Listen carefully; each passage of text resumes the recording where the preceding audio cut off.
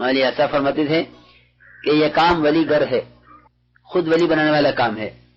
اگر اس کام سے کامیابی کا، تزکیے کا، ہدایت کا، ترقی کا یقین نہیں ہے تو اس کام کو ہلکا سمجھ کر چھوڑ دیا جائے گا۔ اس لیے میرے محترم دوستو، عزیز اور بزرگوں، سب سے زیادہ ضرورت اس کام پر یقین اور بصیرت کی ہے، تاکہ ہمیں اس کام پر استقامت ہو۔ اگر کام سے یقین نہ ہوا تو کام کو ہلکا سمجھ کر چھوڑ دیا جائے گا اور بے اثر سمجھ کر چھوڑا جائے گا، اس لیے کہ اس کام کی تاثیر اس کام کی قربانیوں کے پورا ہونے میں ہے۔ بسم اللہ الرحمن الرحیم۔ زیر سماعت آنے والے ذرعی اقوال حضرت جی مولانا سعد صاحب دامت برکاتہم کے بیان سے منتخب شدہ ہیں۔ بیان کو زیر سماعت لانے سے قبل آپ احباب سے درخواست ہے کہ ان ذرعی اقوال کو زیادہ سے زیادہ شیئر کریں اور پوری امت تک پہنچانے میں ہمارے ساتھ معاونت فرمائیں، اور ہمیں اپنی قیمتی آراء سے آگاہ کرنا نہ بھولیں۔ ساتھ ہی اپنی دعاؤں میں پوری امت کو ضرور یاد رکھیں۔ جزاکم اللہ احسن الجزا۔ اگر اس کام کی قربانیاں اور اس کام کے مطالبے نہیں پورے ہوئے تو اس کام کا اثر ظاہر نہیں ہوگا۔ اس لیے میرے محترم دوستو، بزرگو، عزیزو، ہمیں سب سے پہلے اللہ سے اس کام پر بصیرت مانگنی ہے کہ اللہ ہمیں اس کام پر یقین اور بصیرت عطا فرماوے، کیونکہ بصیرت کے بقدر استقامت ہوگی اور استقامت کے بقدر اللہ کی طرف سے قبولیت ہوگی۔ تو 4 باتیں ہمارے لیے ضروری ہیں، مجھے 4 باتیں عرض کرنی ہیں۔ کام پر بصیرت، آپس کی اجتماعیت اور جامعیت، کہ ہم میں جامعیت کا مزاج ہو، اور چوتھی چیز صفات قبولیت، کہ اللہ کے یہاں اپنے آپ کو صفات سے قبول کروانا۔ یہ 4 چیزیں کام کرنے والوں میں ہونی چاہیے۔ کام پر بصیرت، کام کرنے والوں میں اجتماعیت، ان کے مزاج میں جامعیت اور صفات قبولیت۔ تو پہلی چیز یہ ہے، اس لیے کہ انبیاء علیہم السلام اپنے کام میں بصیرت پر ہوتے ہیں۔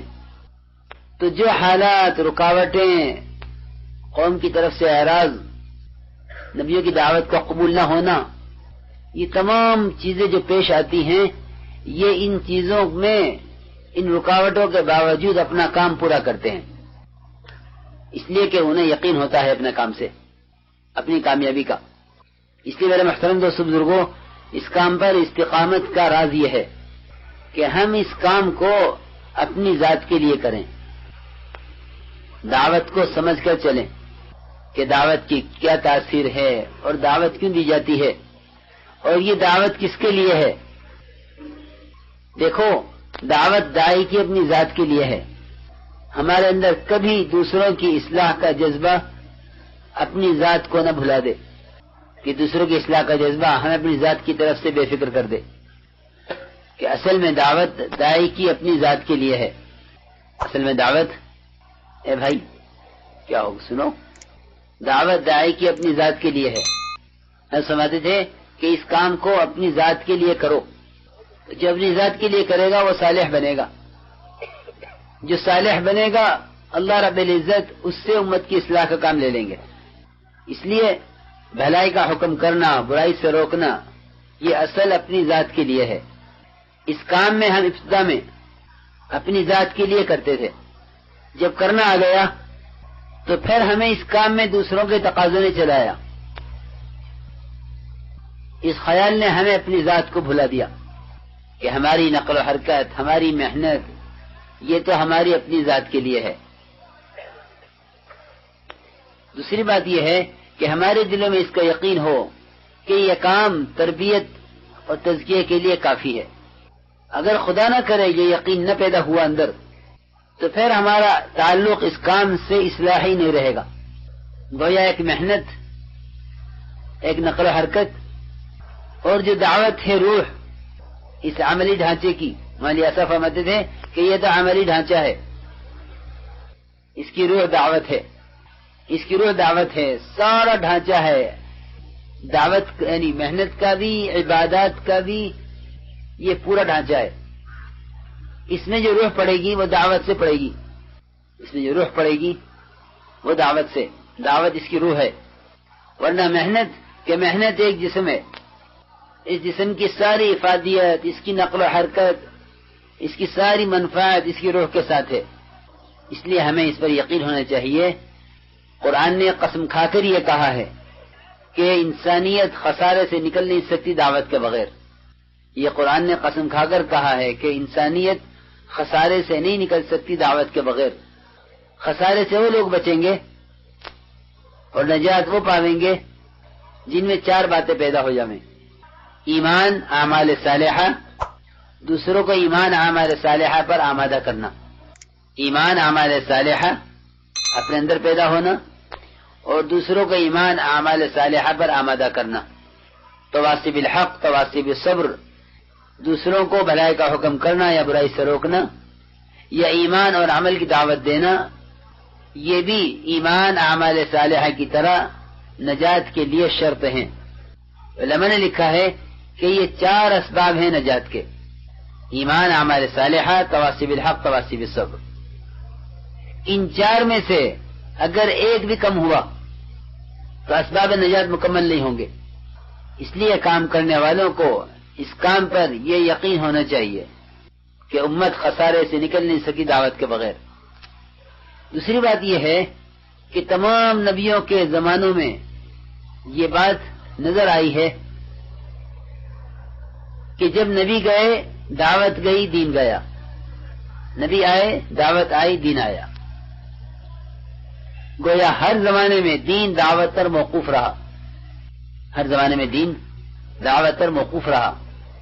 یہ ہر زمانے کی کارگزاری ہے کہ نبی آئے، دعوت آئی، دین آیا. نبی گئے، دعوت گئی، دین گیا. آج بھی یہی بات ہے کہ پوری دنیا میں جتنی ردت ہے اور جتنی بدعت ہے اور جتنے منکرات ہیں اور جتنی غفلت ہے کہ امت کے اس سے نکلنے کا اور اس سے بچنے کا کوئی راستہ نظر نہیں آتا سوائے دعوت کے. میرے محترم دوستو بزرگوں، یہ بات ہم اس لیے عرض کر رہے کہ اب طریقہ کار غالب آ رہا ہے اور دعوت، اس کی حقیقت، اس کی ضرورت، اس پر یقین، اس میں ضعف پیدا ہو رہا ہے. اس کے اندر ضعف پیدا ہو رہا ہے کہ کام کرنے والوں کو اس کام پر یقین کی ضرورت ہے تاکہ یقین کے بقدر استقامت ہو. کہ یقین کے بقدر استقامت ہو، پھر استقامت کے بقدر اس کام کے تقاضے پورے ہوں. اس لیے پہلی چیز تو یہ ہے کہ ہمیں اس کام پر یہ یقین ہو. دوسری میرے بزرگوں دوستو بات یہ ہے کہ ہمارے اندر اجتماعیت ہو. اجتماعیت کسے کہتے ہیں؟ یہ کہیں کہ اجتماعیت قلوب کے جمع ہونے کو کہتے ہیں. اجسام کے جمع ہونے کا نام جماعت نہیں ہے. اجسام کے جمع ہونے کو بھیڑ کہتے ہیں. اجسام کے جمع ہونے کو بھیڑ کہتے ہیں اور قلوب کے جمع ہونے کو اجتماعیت کہتے ہیں. اگر 2 آدمی نماز پڑھ رہے ہوں با جماعت تو کہا جائے گا کہ جماعت ہے، جماعت ہو رہی ہے. ایک امیر ہو، اس کے ساتھ جماعت ہو تو یہ جماعت کہلاوے گی، کیونکہ یہ اطاعت پر ہے، مقتدی امام کی اطاعت پر ہے، مقتدی امام کی اطاعت پر ہے اور جماعت امیر کی اطاعت پر ہے. تو یہ کہا جائے گا کہ جماعت ہے. اگر اجتماعیت تو قلوب نہیں ہے تو بھیڑ ہے. میرے محترم دوستو، اس اجتماعیت کے اسباب ہیں. اجتماعیت کے اسباب ہیں. تو قرآن نے اجتماعیت کے لیے 4 اسباب بتلائے ہیں. قرآن نے اجتماعیت کے لیے 4 اسباب بتائے ہیں کہ پہلا سبب اجتماعیت کا یہ ہے کہ کام کرنے والوں کی طبیعتوں میں نرمی ہو. یہ پہلا سبب ہے اجتماعیت کا.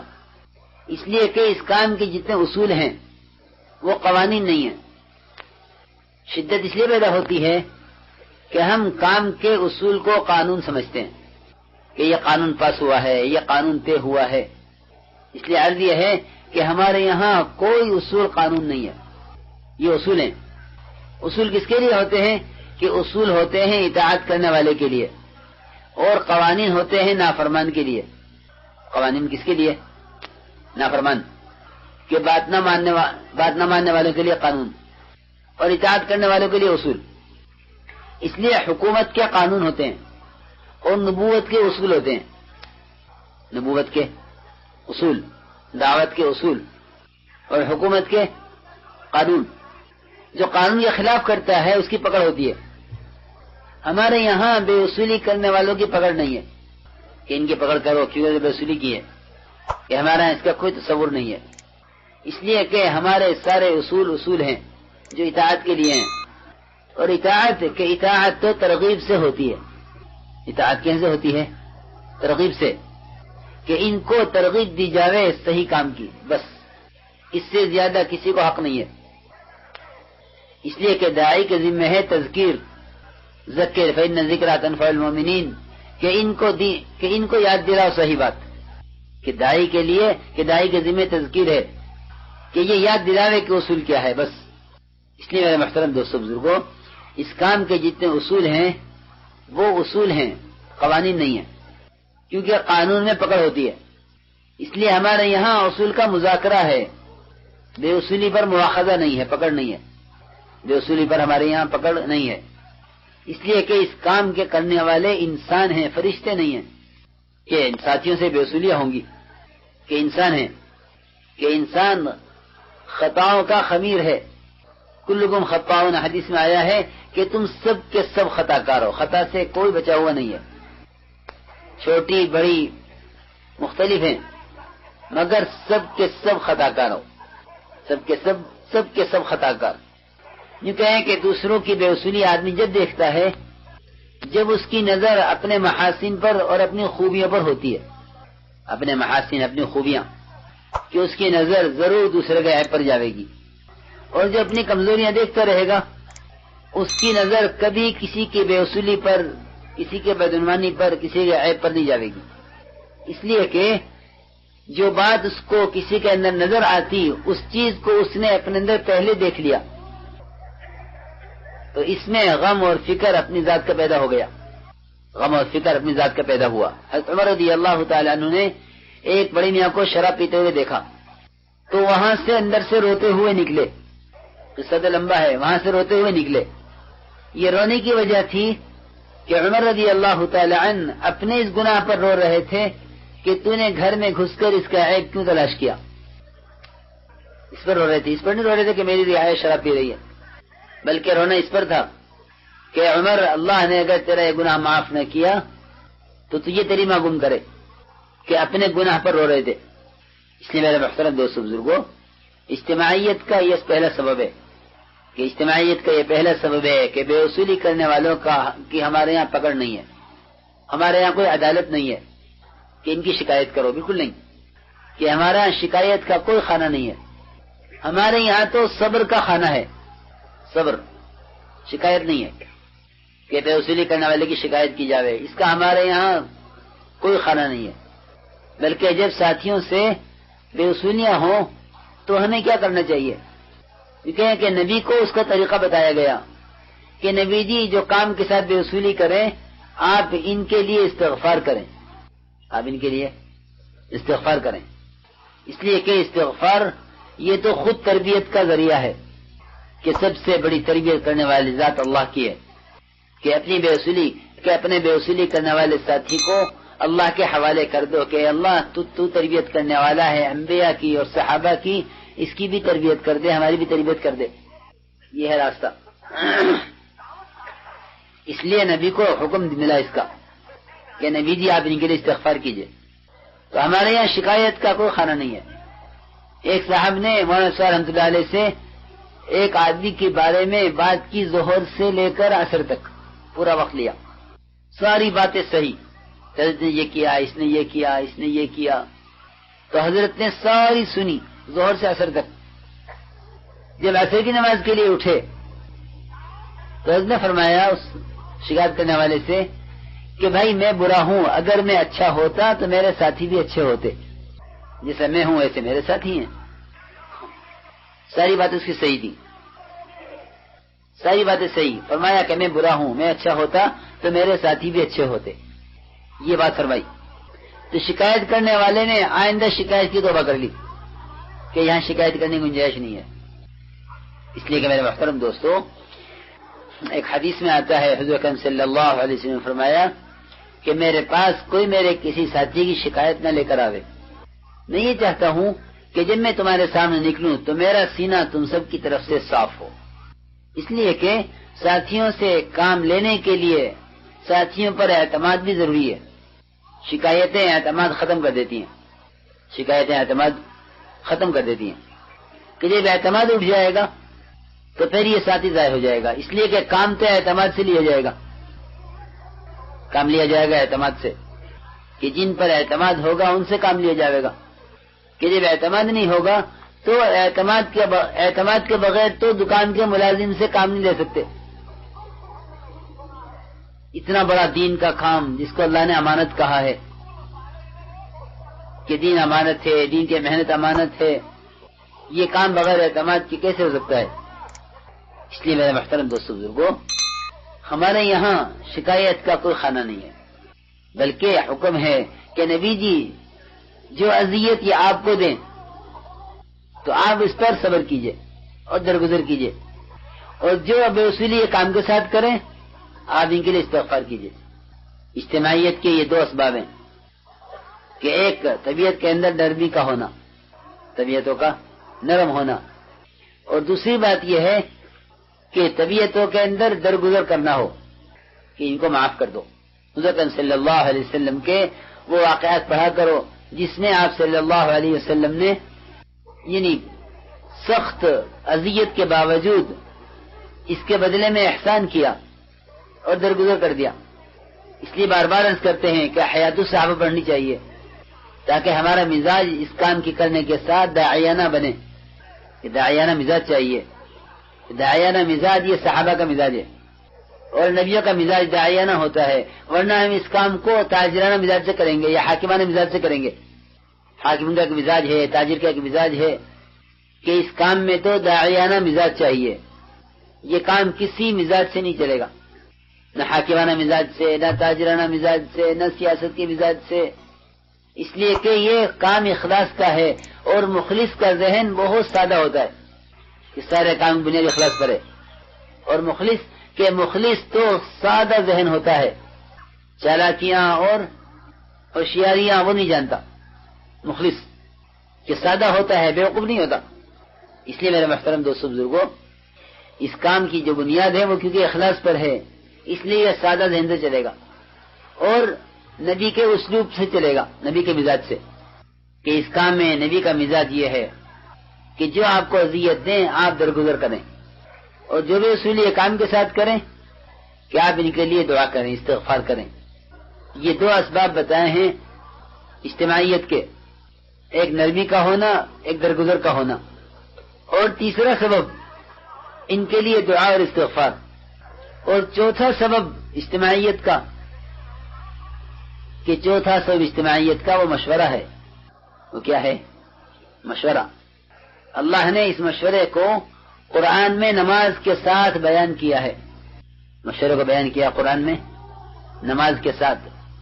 الذین استجابوا لربهم واقاموا الصلاة وامرهم شورى بینہم، کہ یہاں مشورے کو بیان کیا نماز کے ساتھ، کہ جو اہمیت نماز پر جمع ہونے کی ہے وہ اہمیت مشورے کے لیے جمع ہونے کی ہے۔ جو اہمیت کہ امت عبادت میں جمع ہوگی نماز پر، اور مشورے میں اور دعوت میں جمع ہوگی مشورے پر، یہ اس کی اہمیت کے لیے کافی ہے کہ یہاں اس آیت میں زکوٰۃ کا، حج کا، روزے کا کسی فریضے کا تذکرہ نہیں ہے، نماز اور نماز کے ساتھ مشورہ، کہ اس سے یہ بتلایا کہ نماز کی جو اہمیت ہے جمع ہونے کے اعتبار سے وہ اہمیت مشورے کی ہے، کہ مشورہ نماز کی طرح اجتماعی عمل ہے، مشورہ نماز کی طرح اجتماعی عمل ہے، کہ تم اس مشورے کو اجتماعی بناؤ۔ کہ کیسے اجتماعی بناویں؟ کہ مشورے کو دو اعتبار سے اجتماعی بناؤ۔ ایک تو اس اعتبار سے کہ اپنے تقاضے دبا دبا کر مشورے میں جمع ہو، اس لیے کہ جو آدمی اپنے کسی تقاضے کو دبا کر مشورے میں آیا ہے اس نے مشورے کا مجاہدہ کیا ہے۔ اللہ رب العزت مشورے کے امور اس کے دل پر کھول دیں گے اس کی قربانی کی وجہ سے۔ مولانا ایسا فرماتے تھے کہ اللہ نے محنت پر راستے نہیں بلکہ بہت سے راستے کھولنے کا وعدہ کیا ہے. والذین جاہدوا فینا لنہدینہم سبلنا کہ سبل جمع لائے کہ ہم سارے راستے ان پر کھول دیں گے. کہ سبل جمع لائے ایک راستہ نہیں سارے راستے کھول دیں گے ان پر. اس لیے میرے محترم دوستو بزرگوں جو قربانی دے کر آئے گا مشورے کے لیے اس پر مشورے کے امور اللہ کی طرف سے الہام ہوں گے کہ اللہ بتلائیں گے کہ تمہیں کیا کرنا ہے. ورنہ ساتھیوں کے مشورے میں جھگڑنے کی وجہ بھی یہ ہے کہ ان کے مشورے کے پیچھے قربانی نہیں ہے. ان کے مشورے کے پیچھے قربانی نہیں ہے. اور اب تو اور مشکل پیدا ہو گئی ہے کہ مشورہ ساتھیوں سے موبائل پر کر لیتے ہیں اپنے ماحول میں. اپنی دکان پہ ہیں, اپنے گھر میں ہیں, اپنے دفتر پر ہیں کہ کام کرنے والے ساتھی ہیں مگر دفتر میں ہیں تو وہیں ذرا ہے کہ جس کام کے لیے تو نے قربانی نہیں دی اللہ تجھ پر اس کام کی حقیقت کو کیسے کھول دیں. کہ اللہ تجھ پر یہ کام کیسے کھول دیں کہ جس کے لیے تو نے قربانی نہیں دی. اس لیے میرے محترم دوستوں بزرگوں مشورے کے لیے اپنے تقاضوں کو دبا کر اس مشورے کو اجتماعی بنانا. اس لیے کہ صحابہ کرام کی محنت میں یہ چیز ملتی ہے کہ جب ان پر کوئی تقاضا آیا تو اس تقاضے سے وہ اتنے متاثر ہوئے کہ اللہ نے اس تقاضے کے پورا ہونے کا صحیح راستہ ان پر کھول دیا. صحیح راستہ ان پر کھول دیا. نماز کے لیے جمع کرنے کا کوئی طریقہ نہیں تھا. اذان آنے سے پہلے لوگوں پر گشت کیا جاتا تھا نماز کے لیے کہ آ جا بھائی نماز کے لیے. تو جو پہلے آ جاتا بعد آنے کا انتظار کرتا. سب کے آنے کے بعد نماز کھڑی ہوتی. ایک ایک کو گھر جا کر بلایا جاتا. بلال رضی اللہ تعالی عنہ وہ چکر لگاتے گلیوں میں نماز کے لیے کہ نماز نماز نماز. تو سب نماز کے لیے جمع ہو جاتے. تو صحابہ کرام نے عرض کیا کہ یا رسول اللہ نماز کے لیے لوگوں کو جمع کرنے میں دشواری ہے تو کیا کریں. تو صحابہ کرام نے آپ کے سامنے اس زمانے کے آلات پیش کیے جس سے اعلان کیا جاتا تھا کہ ڈھول بجاویں یا سارنگی بجاویں جس کے اعلان سے لوگوں کو معلوم ہو جاوے کہ نماز کا وقت ہو گیا. تو آپ نے فرمایا کہ ڈھول بجانا یہ تو یہود کا طریقہ ہے, سارنگی بجانا نصارہ کا طریقہ ہے, آگ جلا کر جمع کرنا مجوس کا طریقہ ہے, یہ ہم استعمال نہیں کریں گے. تمام چیزوں سے آپ نے روک دیا. ان چیزوں سے آپ نے روک دیا. تو صحابہ کرام نے عرض کیا پھر کیا کریں کہ اب فکر پیدا ہوا. اس فکر پر عبداللہ بن زید بن عبد ربہ صحابی انہوں نے کھانا پینا سب چھوڑ دیا اس فکر میں کہ لوگوں کو نماز کے لیے کیسے جمع کریں. تو اللہ نے ایک فرشتے کے ذریعے خواب میں ان کو اذان سکھلائی. انہوں نے عرض کیا کہ یا رسول اللہ میں نے خواب میں اس طرح دیکھا ہے. فرمایا کہا بے شک یہ اللہ کی طرف سے حق ہے اور یہ اذان ہے اللہ کی طرف سے آ گئی کہ جس نے فکر کیا اللہ نے اذان خواب میں اس کو الہام کی. اذان دعوت تامہ ہے. اذان کیا ہے؟ دعوت تامہ, مکمل دعوت. تو قیامت تک دعوت تامہ الہام ہوتی رہے گی کہ قیامت تک دین کی محنت کے سے متعلق امور ان کو الہام کیے جائیں گے جو دین کے مشورے کے لیے اپنے تقاضوں کو قربان کر کے آئیں گے. مختلف تقاضے آتے تھے صحابہ کے سامنے. حضور اکرم صلی اللہ علیہ وسلم نے فرمایا کہ کعب بن اشرف کو کون قتل کرے گا؟ ایک تاجر تھا بڑا یہود کا. فرمایا اسے کون قتل کرے گا؟ تو محمد بن مسلمہ کھڑے ہوئے یا رسول اللہ میں اس کو قتل کروں گا. پھر محمد بن مسلمہ نے کھانا پینا چھوڑ دیا. تو صحابہ نے آگے عرض کیا کہ یا رسول اللہ محمد بن مسلمہ تو کھاتے پیتے نہیں ہیں. آپ نے ملا کر پوچھا کہ محمد کیا بات ہے؟ عرض کیا کہ یا رسول اللہ میں نے آپ سے ایک تقاضا لیا ہے, میں نہیں جانتا کہ پورا کر سکوں گا یا نہیں, اس فکر میں. تو آپ نے فرمایا کہ نہیں محمد کھانا پینا بند نہ کرو, اللہ کی ذات پر یقین رکھو. تو عرض یہ ہے کہ تقاضوں سے جو شخص متاثر ہوا کہ اللہ رب العزت اس پر الہام کریں گے کہ کیا کرنا ہے, لیکن جو دین کے تقاضوں سے متاثر نہیں ہے سمجھتے تھے کہ جتنی پارلیمنٹ میں اور جتنے حکام کے درمیان اختلافات ہوتے ہیں اس کی وجہ یہ ہے کہ ان کے جمع ہونے میں خیر نہیں ہے, کیونکہ ایک تو ان کا جمع ہونا دین کی نسبت پر نہیں ہے, اور ایک ان کے امور کے پیچھے مجاہدہ نہیں ہے. اس لیے میرے محترم دوستو، بزرگوں، عزیزوں، ہمیں مشورہ محنت کا کام کرتے ہوئے کرنا ہے۔ اس کے لیے پہلا اصول یہ کہ اپنے تقاضوں کو دبا کر مشورے میں آنا، اپنے تقاضوں کو دبا کر مشورے میں آؤ۔ یہ اجتماعیت کا یہ سبب ہے کہ 4 اسباب اجتماعیت کے بتائے کہ ایک تو کام کرنے والوں کے مزاج میں نرمی ہو، شدت نہ ہو، اور ایک کام کرنے والوں کی طبیعت میں درگزر ہو، پکڑ نہ ہو، اور اگر یہ کام کے بے اصولی کریں تو ان کے لیے دعا اور استغفار ہو، اور آپس کی اجتماعیت کے لیے مشورہ ہو۔ تو مشورے کو اجتماعی بنانے کے 2 مطلب ہیں۔ ایک مطلب یہ ہے کہ ہم اس مشورے کو اجتماعی بناویں، اس میں حاضر ہونے کے اعتبار سے اپنے تقاضوں کو دبا کر، اور ایک مطلب یہ ہے اجتماعی بنانے کا کہ ہم اجتماعی مشورے کے بغیر کوئی فیصلہ نہ کریں۔ یہ اجتماعیت کہ ان 2 اعتبار سے مشورے کو اجتماعی بنانا ہے۔ ایک صفت ہے میرے محترم دوستو، صفت جامعیت، کہ ہمارے کام کا مزاج اور اس کا اسلوب اور اس کا طریقہ یہ ہے کہ یہ کام دین کے کسی کام کا، کسی شعبے کا انکار نہ کرے، کہ اپنے کام پر تو پورا یقین ہو، لیکن اس کا مطلب یہ نہیں ہے کہ دین کے دوسرے کام بے اثر ہو گئے یا ان کی فائدیت کم ہو گئی، کہ دین کے جتنے بھی شعبے ہیں ان تمام شعبوں سے دین کی تکمیل ہوگی۔ یہ جامعیت ہے، یہ اس کی بہت ضرورت ہے، اس لیے کہ اگر ہم نے اپنے کام کی وجہ سے کسی کام کا انکار کیا یا کسی کام کو ہلکا سمجھا، تو یہ کہیں کہ کسی کام کو ہلکا سمجھنا یا کسی کام کا انکار کرنا یہ ہمارے اس کام کو ایک طرف ڈال دے گا، یہ کام کو ایک طرف ڈال دے گا کہ یہ آپ کا کام ہے، آپ الگ ہو جائیں۔ حالانکہ ایسے نہیں ہے، بلکہ جتنے بھی دین کے شعبے ہیں اور دنیا کے شعبے ہیں ان سب میں دعوت کو داخل کرنا ہے، چاہے دین کے شعبے ہوں چاہے دنیا کے شعبے ہوں، کہ دین اور دنیا کے تمام شعبوں میں دعوت کو داخل کرنا ہے، کیونکہ دعوت کا داخل ہونا یہ دین کا داخل ہونا ہے، کہ دین دعوت کے ساتھ ہے، کیونکہ دنیا کے اور دین کے تمام شعبوں میں دعوت کو داخل کرنا ہے۔ اس کے لیے ضروری ہے کہ ہماری طبیعتوں میں جامعیت ہو، اس لیے ہمارے یہاں کسی محنت کا انکار نہیں ہے، کسی کی محنت کا انکار نہیں ہے، یا کسی کی محنت کی افادیت کو کم سمجھنا بھی نہیں ہے، بلکہ سب کی محنتوں کو سراہنا ہے۔ اس لیے کہ دیکھو یہ کام جو چلے گا یہ تو آپس کے تعاون سے چلے گا، داعی کے مزاج میں تقابل نہیں ہوتا بلکہ تعاون ہوتا ہے۔ کیا ہوتا ہے؟ تعاون، تقابل نہیں کہ ایک دوسرے کے مقابلے سے چلو، ایسا نہیں ہے، بلکہ ایک دوسرے کے معاون بن کے چلو، اس کام میں ایک دوسرے کے معاون بنو۔ اس لیے ہمارے یہاں تو کسی طبقے کے لیے برا کہنا نہیں ہے، چاہے وہ فرقہ باطلہ کیوں نہ ہو، کیونکہ ہم تو ان کی بھی ہدایت چاہتے ہیں، ان کی بھی ہدایت چاہتے ہیں۔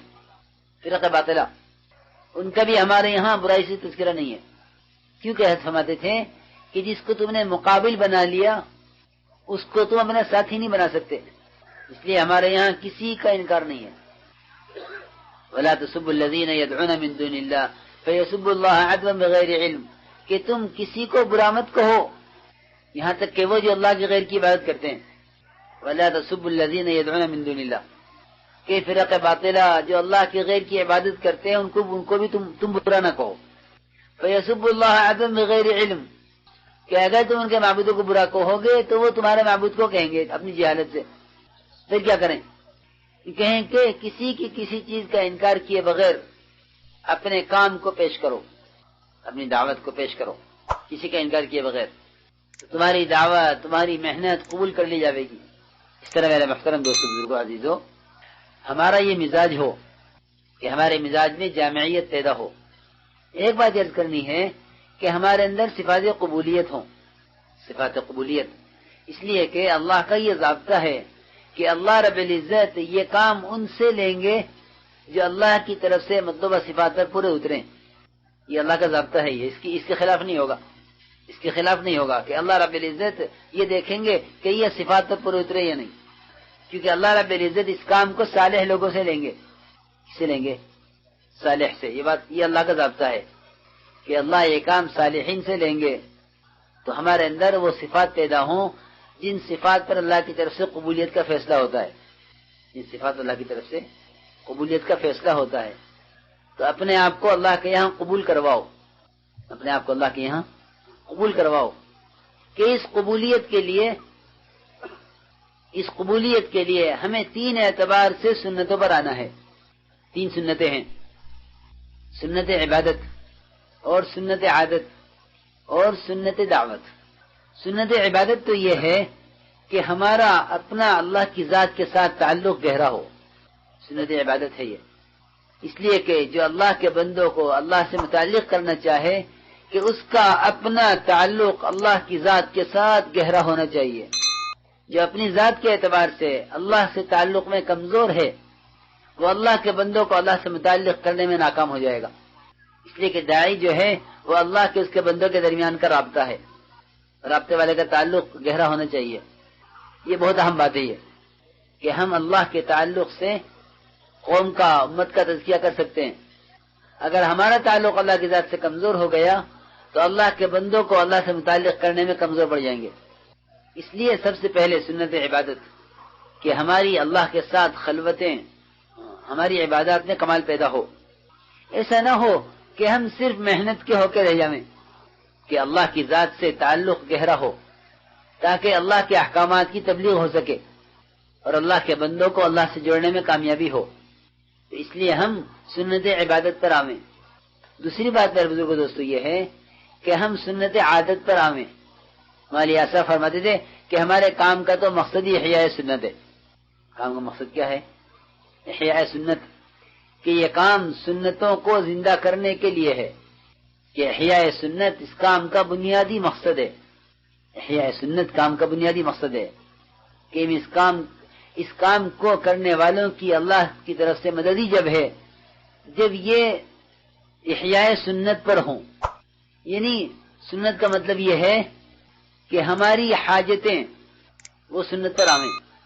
اس لیے کہ اللہ کی طرف سے اس کام کی جو تائید ہے وہ سنت کے احیاء پر ہے، اس پر ہے، سنت کے احیاء پر، کہ جتنا اس کام کی اللہ کی طرف سے تائید ہے اور نصرت ہے وہ تمام کی تمام سنت کے اہتمام پر ہے. مولانا صاحب رحمۃ اللہ علیہ کے یہاں سنت کا بہت زیادہ اہتمام تھا، بہت اہتمام تھا سنت کا. اس پر اللہ کی طرف سے مدد ہوئی کام پر، اس لیے کہ اللہ کو اپنے نبی کے طریقوں سے محبت ہے. تو اللہ کی تائید نبی کے طریقوں کے ساتھ ہے، اللہ کی تائید نبی کے طریقوں کے ساتھ ہے کہ ایک مسواک کی سنت سے دشمن کو شکست ہو سکتی ہے. ایک سنت ہے مسواک، تو دشمن یہ کہہ کر بھاگا کہ ہمیں کھانے کے لیے دانت تیز کر رہے ہیں. جن پر فتح نہیں ہو رہی تھی تلواروں سے ان پر فتح ہوئی مسواک سے، کہ مسواک سے فتح ہو گئی، کیونکہ اللہ نے سنتوں میں رعب رکھا ہے. اللہ نے سنتوں میں رعب رکھا ہے کہ حضور اکرم صلی اللہ علیہ وسلم کی سنتوں میں رعب ہے. اس لیے سنتوں کا اہتمام، سنت عادت کا، سنت عبادت کا، سنت دعوت کا، کہ ہماری اپنی ساری حاجتیں انسانی وہ سنت کے مطابق پوری ہوں، اس کا بہت اہتمام کرنے کی ضرورت ہے. ہماری آثار رحمۃ اللہ علیہ کی چارپائی بیماری میں اٹھا کر مسجد میں داخل کی جاتی تھی، صف میں لگائی جاتی، تو حضرت مسجد میں داخل ہوتے ہوئے اپنے دائیں پیر کو آگے کی طرف بڑھاتے تھے، چارپائی پر بیٹھے بیٹھے. لوگ سمجھتے نہیں تھے کہ کیا تکلیف ہے، کیا بے چینی ہے. تو سمجھتے کہ تمہیں نہیں معلوم کہ ہم مسجد میں داخل ہو رہے ہیں. سنت کا دھیان اتنا زیادہ تھا. بہت ساتھیوں نے اصرار کیا کہ حضرت آپ نماز یہاں پڑھ لیا کریں حجرے میں، آپ بیمار ہیں، آپ کے لیے عذر ہے، آپ کو اجازت ہے شریعت کی طرف سے. سمجھتے کہ نہیں، ہمارا کام تو احیاء سنت ہے. احیاء ہوتا ہے اہتمام سے، احیاء ہوتا ہے اہتمام سے، کہ سنت کا احیاء جب ہوتا ہے جب سنت کا اہتمام ہو. اہتمام عمل کرنے کو نہیں کہتے، اہتمام کہتے ہیں کسی اہم کام کو اس کے لیے چھوڑ دینا، کسی اہم کام کو سنت کے لیے چھوڑ دینا، یہ اس کو اہتمام کہتے ہیں.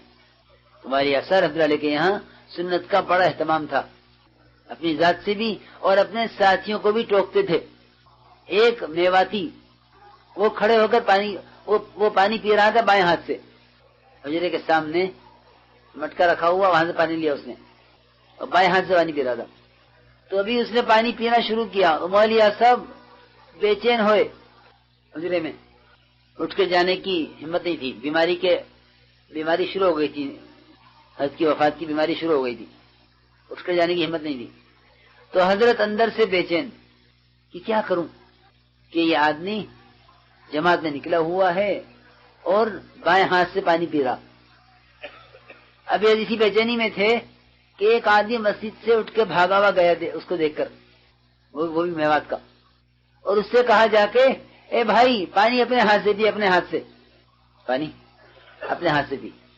اس کا اتنا کہنا تھا, مولیا صاحب رحمۃ اللہ علیہ اتنا خوش ہوئے اور فرمایا ساتھیوں کو بلا کر کہ اب میرا کام چل گیا ہے, میرا کام چل گیا. کہ میں یہ چاہتا تھا کہ امت کے اندر اس کا احساس پیدا ہو جاوے کہ خلاف سنت کام دیکھ کر ناگواری ہو, خلاف سنت کام دیکھ کر ناگواری ہو. کہ اللہ تعالی شکر ہے کہ امت میں اس کا احساس پیدا ہو گیا. حالانکہ وہ جاہل آدمی میوات کا, یہ تھا اصل مزاج. تو ہمارا مزاج بنے یہ احیاء سنت کا کہ ہمیں ہم سنت عادت پر, سنت عبادت پر, سنت عادت پر اور سنت دعوت پر, ان 3 لائنوں سے سنت پر آویں. تو جو طریقہ سنت عبادت میں ہے اس طریقے پر آویں, کہ اس طریقے پر آویں جو طریقہ سنت عبادت میں ہے, کیونکہ سنت عبادت کے ذریعے اللہ کی ذات سے تعلق بڑھے گا.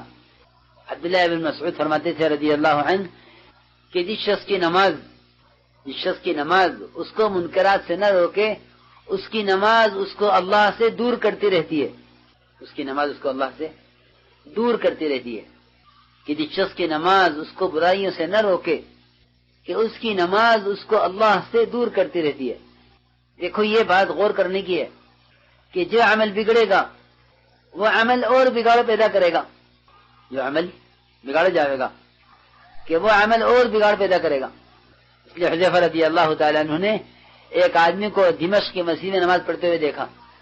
اس کی نماز میں جلدی تھی, رکوع سجدوں میں. دیکھ کر فرمایا کہ اگر تم اس نماز پر مر گئے تو قیامت میں محمد صلی اللہ علیہ وسلم کے اللہ و دین پر نہیں اٹھائے جاؤ گے. کیوں؟ اس لیے کہ آپ کی سنت عبادت یہ ہے صلو کما رأیتمونی اصلی, کہ نماز جس طرح مجھے پڑھتا ہوا دیکھ رہے ہو اس طرح پڑھو. اس لیے میرے محترم دوستو بزرگوں, ہماری آپ سے پہلی درخواست یہ ہے کہ ہم سنت عبادت میں معیار قائم کریں. آپ سے پہلی درخواست تہجد کا, لمبے قیام کا, لمبے سجدوں کا مزاج بناویں, ورنہ ساتھی کام کے تقاضوں کی وجہ سے نماز کو مختصر کر دیتے ہیں اور لمبے مشوروں کی وجہ سے, لمبے بیانات کی وجہ سے تہجد کو چھوڑ دیتے ہیں. یہ اندر ایک کمزوری پیدا ہو گئی ہے. یہ بات اس لیے پیدا ہو گئی کہ ہم بڑا کام کر رہے ہیں کہ یہ عبادات سے اوپر چلا گیا. حالانکہ دعوت عبادات میں کمال پیدا کرنے کے لیے ہے. دعوت اس لیے ہے عبادات میں کمال پیدا کرنے کے لیے کہ ہماری عبادات میں کمال پیدا ہو, یہ نہیں کہ عبادات کے استغفار پیدا ہو جاوے. کہ نہیں, دعوت عبادات میں کمال پیدا کرنے کے لیے ہے. سمجھتے تھے کہ جس چیز کو تم اپنے اندر پیدا کرنا چاہو اس کی دعوت دوسروں کو دو اور اس عمل کو اچھا بناؤ. اس لیے کہ جب کسی عمل میں دعوت اور طریقہ یہ دونوں چیزیں جمع ہو جائیں گی تو وہ عمل سب سے اچھا ہو جائے گا. عمل اور دعوت جو ان دونوں چیزوں کو جمع کر لے گا اس کا دین سب سے اچھا ہوگا. قرآن میں ہے وَمَنْ أَحْسَنُ قَوْلًا مِمَّنْ دَعَا إِلَى اللَّهِ وَعَمِلَ صَالِحًا, کہ سب سے اچھا دین اس شخص کا ہوگا جو عمل کرتے ہوئے دعوت دے. اس لیے قول سے مراد یہاں دین لیا گیا ہے. وَمَنْ أَحْسَنُ قَوْلًا کا مطلب ہے وَمَنْ أَحْسَنُ دِينًا, کہ اس سے اچھا دین کس شخص کا ہوگا جو عمل کرتے ہوئے دعوت دے. اس لیے ہمارا اپنی ذات سے اپنی نمازوں میں کمال پیدا کرنا, لمبا قیام, لمبے لمبے سجدے, لمبے لمبے رکوع, اس کی عادت ڈالو انفرادی نمازوں میں. اور تہجد کا تو خاص طور پر اہتمام کرو. نبی کو اس کا حکم ہے, نبی کو اس کا حکم ہے کہ نبی جی تہجد کا اہتمام کیجئے کہ اللہ آپ کو آپ کے اس مقام پر پہنچا دے گا جس کا آپ سے وعدہ ہے, مقام محمود. کہ مقام محمود کا وعدہ تہجد پر ہے. بہت بڑی بات ہے. عسى ان يبعثك ربك مقاما محمودا, تو یہ بہت اونچی چیز ہے یہ تہجد. مولانا صاحب فرماتے تھے کہ صبح صادق سے پہلے قرآن کو دیکھ کر پڑھ لیا کرو, قرآن دیکھ کر پڑھ لو. تو میں نے اس کا کہیں بدل نہیں پایا. تمام مشائخ کے اوراد میں، ان کے وظائف میں، ان کی تسبیحات میں، لمبے لمبے وظیفے، کہ اس سب میں نے وہ بات نہیں پائی جو بات میں نے صبح صادق سے پہلے قرآن کو دیکھ کر پڑھنے میں محسوس کی ہے.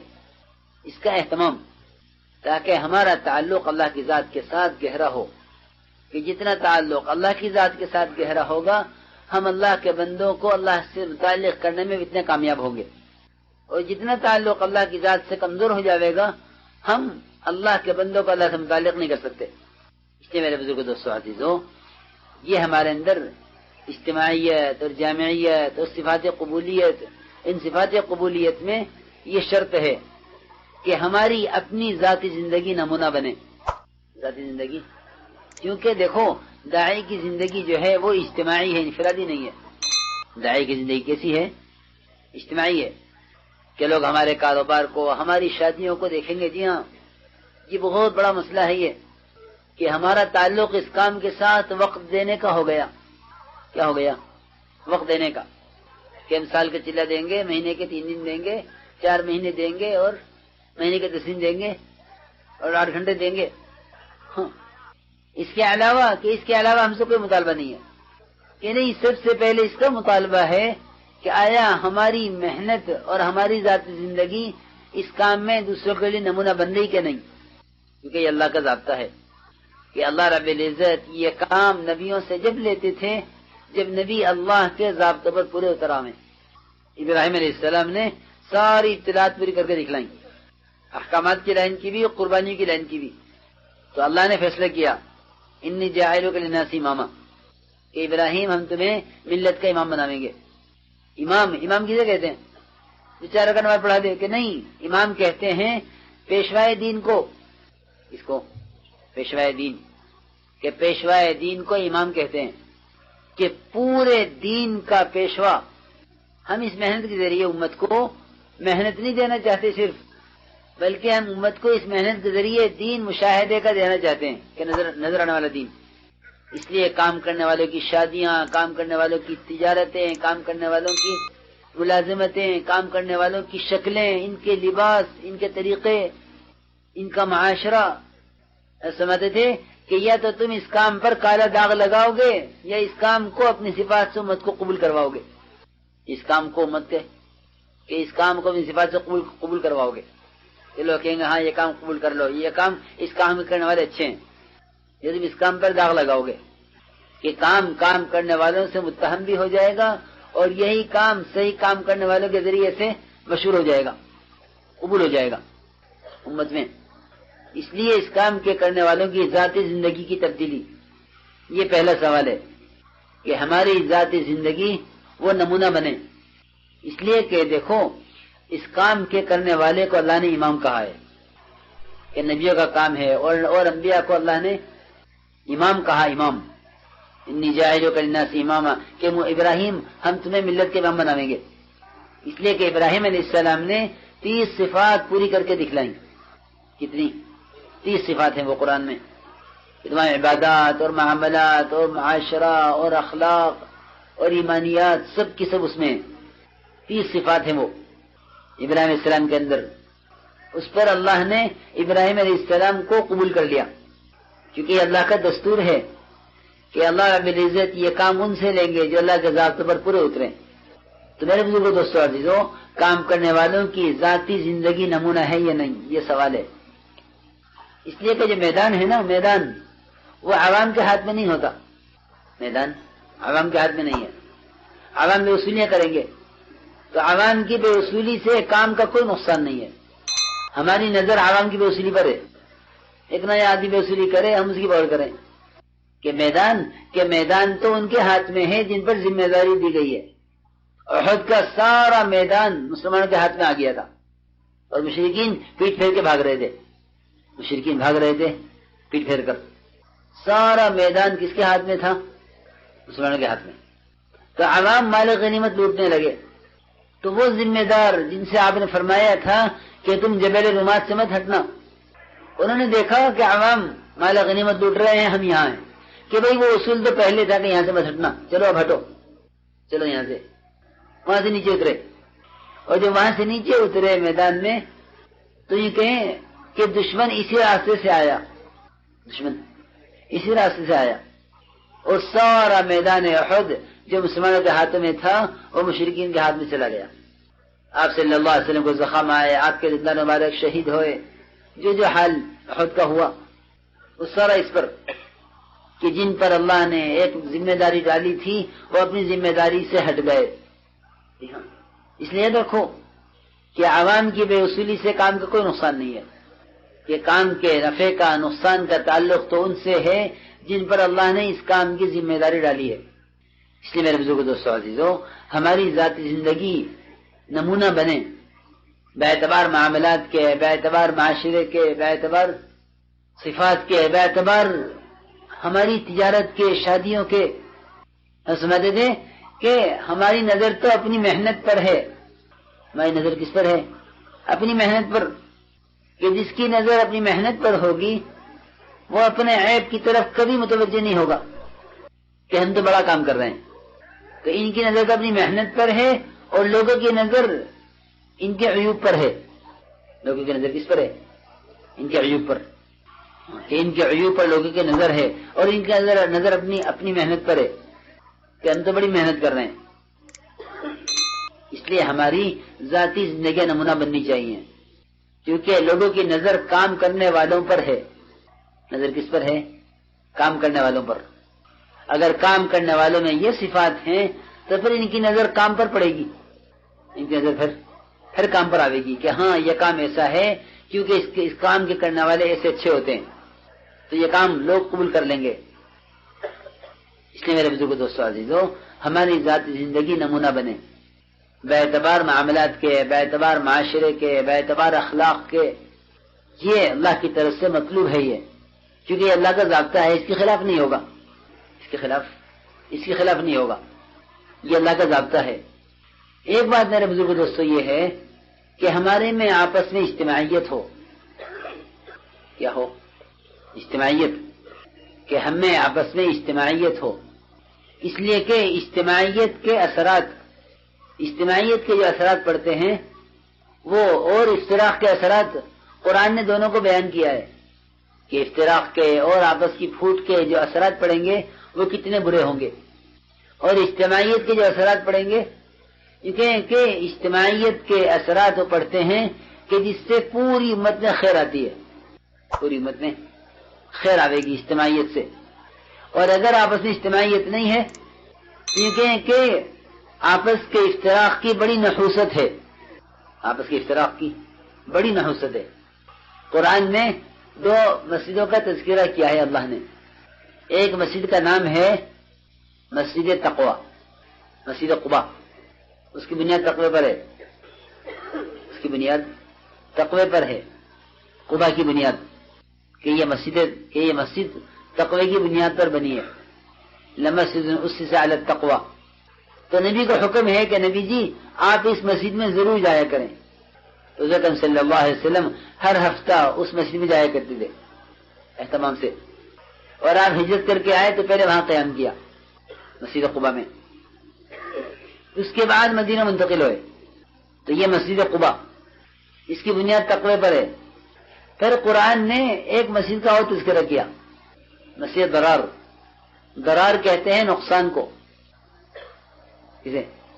نقصان، کہ نقصان مسجد سے، کہ ہاں کیونکہ اس مسجد کی بنیاد جو ہے وہ تقوی پر نہیں تھی بلکہ تفرقے پر تھی، تقوی پر نہیں، اس مسجد کی بنیاد تھی تفرقے پر، تقوی پر نہیں تھی۔ تو وہ مسجد، اس میں ایک مسجد تھی جس میں کچھ لوگ الگ جمع ہو گئے کہ ایمان والوں کے درمیان تفریق ڈالنے کے لیے یہ الگ ہو گئے، اپنی ان کی مسجد الگ۔ تو قرآن نے اس کا تذکرہ کیا، والذین اتخذوا مسجدا ضرارا وکفرا وتفریقا بین المؤمنین، کہ ایمان والوں کے درمیان تفریق پیدا کی انہوں نے الگ مسجد کر کے، اور کہتے ہیں کہ قسم کھاتے ہیں کہ ہمارا تو ارادہ خیر کا ہے، ہمارے ارادے سے خیر کا ہے، وَلَا يَحْلِفُنَّ إِنْ أَرَدْنَا إِلَّا الْحُسْنَى، کہ کہتے ہیں کہ ہمارا ارادہ خیر کا ہے، اور اللہ گواہ ہے کہ یہ سب کے سب جھوٹے ہیں، کہ اگر ان کا ارادہ خیر کا ہوتا تو ان میں اتفاق ہوتا، ان میں اتفاق ہوتا۔ چنانچہ حضور اکرم صلی اللہ علیہ وسلم نے اس مسجد میں آگ لگوائی، اس کو جلوا دیا، اس کو جلوا دیا، آگ لگوا دی اس میں۔ جب وہ جل گئی اور وہ لوگ جو وہاں جمع تھے منتشر ہو گئے، مجھے عرض کرنا تھا کہ اس کا اثر کیا پڑا اس مسجد کا۔ تو آپ نے فرمایا ایک صحابی سے آپ نے فرمایا کہ تم یہاں اپنا گھر بنا لو، یہ جگہ خالی ہے، یہ جگہ خالی ہے، تم یہاں گھر بناؤ اپنا۔ انہوں نے کیا کہ یا رسول اللہ نے تو آپ کو حکم دیا لا تقم فیہ ابدا، کہ ہرگز اس مسجد میں قدم نہ رکھنا۔ آپ کو تو اللہ نے منع کیا ہے یہاں جانے کو، اور میں یہاں گھر بنا کے رہوں، یہ نہیں ہوگا، مجھے نہیں چاہیے گھر، یہ جگہ مجھے نہیں چاہیے، اور میرے پاس تو مکان موجود ہے۔ ایک اور صحابی کا نام لیا کہ زید بن اقرم ہیں، ان کے پاس مکان نہیں ہے اور یہ جگہ آپ ان کو دے دیجئے، مجھے نہیں چاہیے۔ تو آپ نے وہ جگہ، وہ زمین جو مسجد کی تھی ان کو دے دی، فرمایا کہ تم یہاں اپنا گھر بنا لو۔ وہ صحابی فرماتے ہیں کہ میں نے وہاں اپنا گھر بنایا اور میں ایک مدت تک اس گھر میں رہا، جب تک میں اس گھر میں رہا مجھے اولاد نہیں ہوئی، جب تک میں اس گھر میں رہا مجھے اولاد نہیں ہوئی، اور اس میرے گھر میں کبھی کسی مرغی نے بچے نہیں نکالے انڈے میں سے، اور میرے اس گھر میں کبھی کسی پرندے نے گھونسلہ نہیں بنایا، کسی پرندے نے انڈے بچے نہیں نکالے، کسی پرندے نے گھونسلہ نہیں بنایا، اور میں جب تک اس گھر میں رہا بے اولاد رہا۔ جی ہاں، اس کا اثر پڑا یہ، وہ تفسیر کی ہے قرآن میں اس کی کہ تفرقے کی بنیاد پر مسجد بنائی تھی، اس کا یہ اثر پڑا، اس لیے کہ فساد جو ہے وہ نسل انسانی کو بھی اور نسل حیوانی کو بھی دونوں کو ختم کر دیتا ہے۔ وَإِذَا تَوَلَّى سَعَى فِي الْأَرْضِ لِيُفْسِدَ فِيهَا وَيُهْلِكَ الْحَرْثَ وَالنَّسْلَ، یہ کھیتی بھی تباہ ہوتی ہیں اور نسل انسانی بھی تباہ ہوتی ہے، کہیں سے اس فساد سے۔ اس لیے میرے بزرگوں دوستو عزیزوں، جتنی بھی خیریں ہیں وہ اجتماعیت کے ساتھ ہیں۔ ید اللہ علی الجماعہ، کہ اللہ کی مدد جماعت پر ہے، اللہ کی مدد جماعت پر، جماعت کہتے ہیں اجتماعیت کو۔ اس لیے بڑی صفت یہ ہے کہ ہمارے اندر اجتماعیت ہو اور ہمارے اندر جامعیت ہو۔ جامعیت کا مطلب میں نے عرض کیا کہ دین کے کسی شعبے کا ہمارے یہاں انکار نہیں ہے، کہ دین کے کسی شعبے کو ہلکا سمجھنا بھی نہیں ہے، کہ دین کے جتنے بھی شعبے ہیں وہ تمام کے تمام شعبے اس کام کے ذریعے زندہ ہوں گے، ان کے سارے شعبوں کو پانی ملے گا اس کام سے۔ اس طرح یہ کہیں کہ ایک باغ کے اندر مختلف قسم کے پھل ہوتے ہیں، مختلف قسم کے پھول ہوتے ہیں، اور پانی سب کو ایک دیا جاتا ہے، پانی سب کے لیے ایک، کہ اس طرح یہ کام ہے کہ اس کے دین کے سارے شعبوں کو اس کام سے پانی ملے گا۔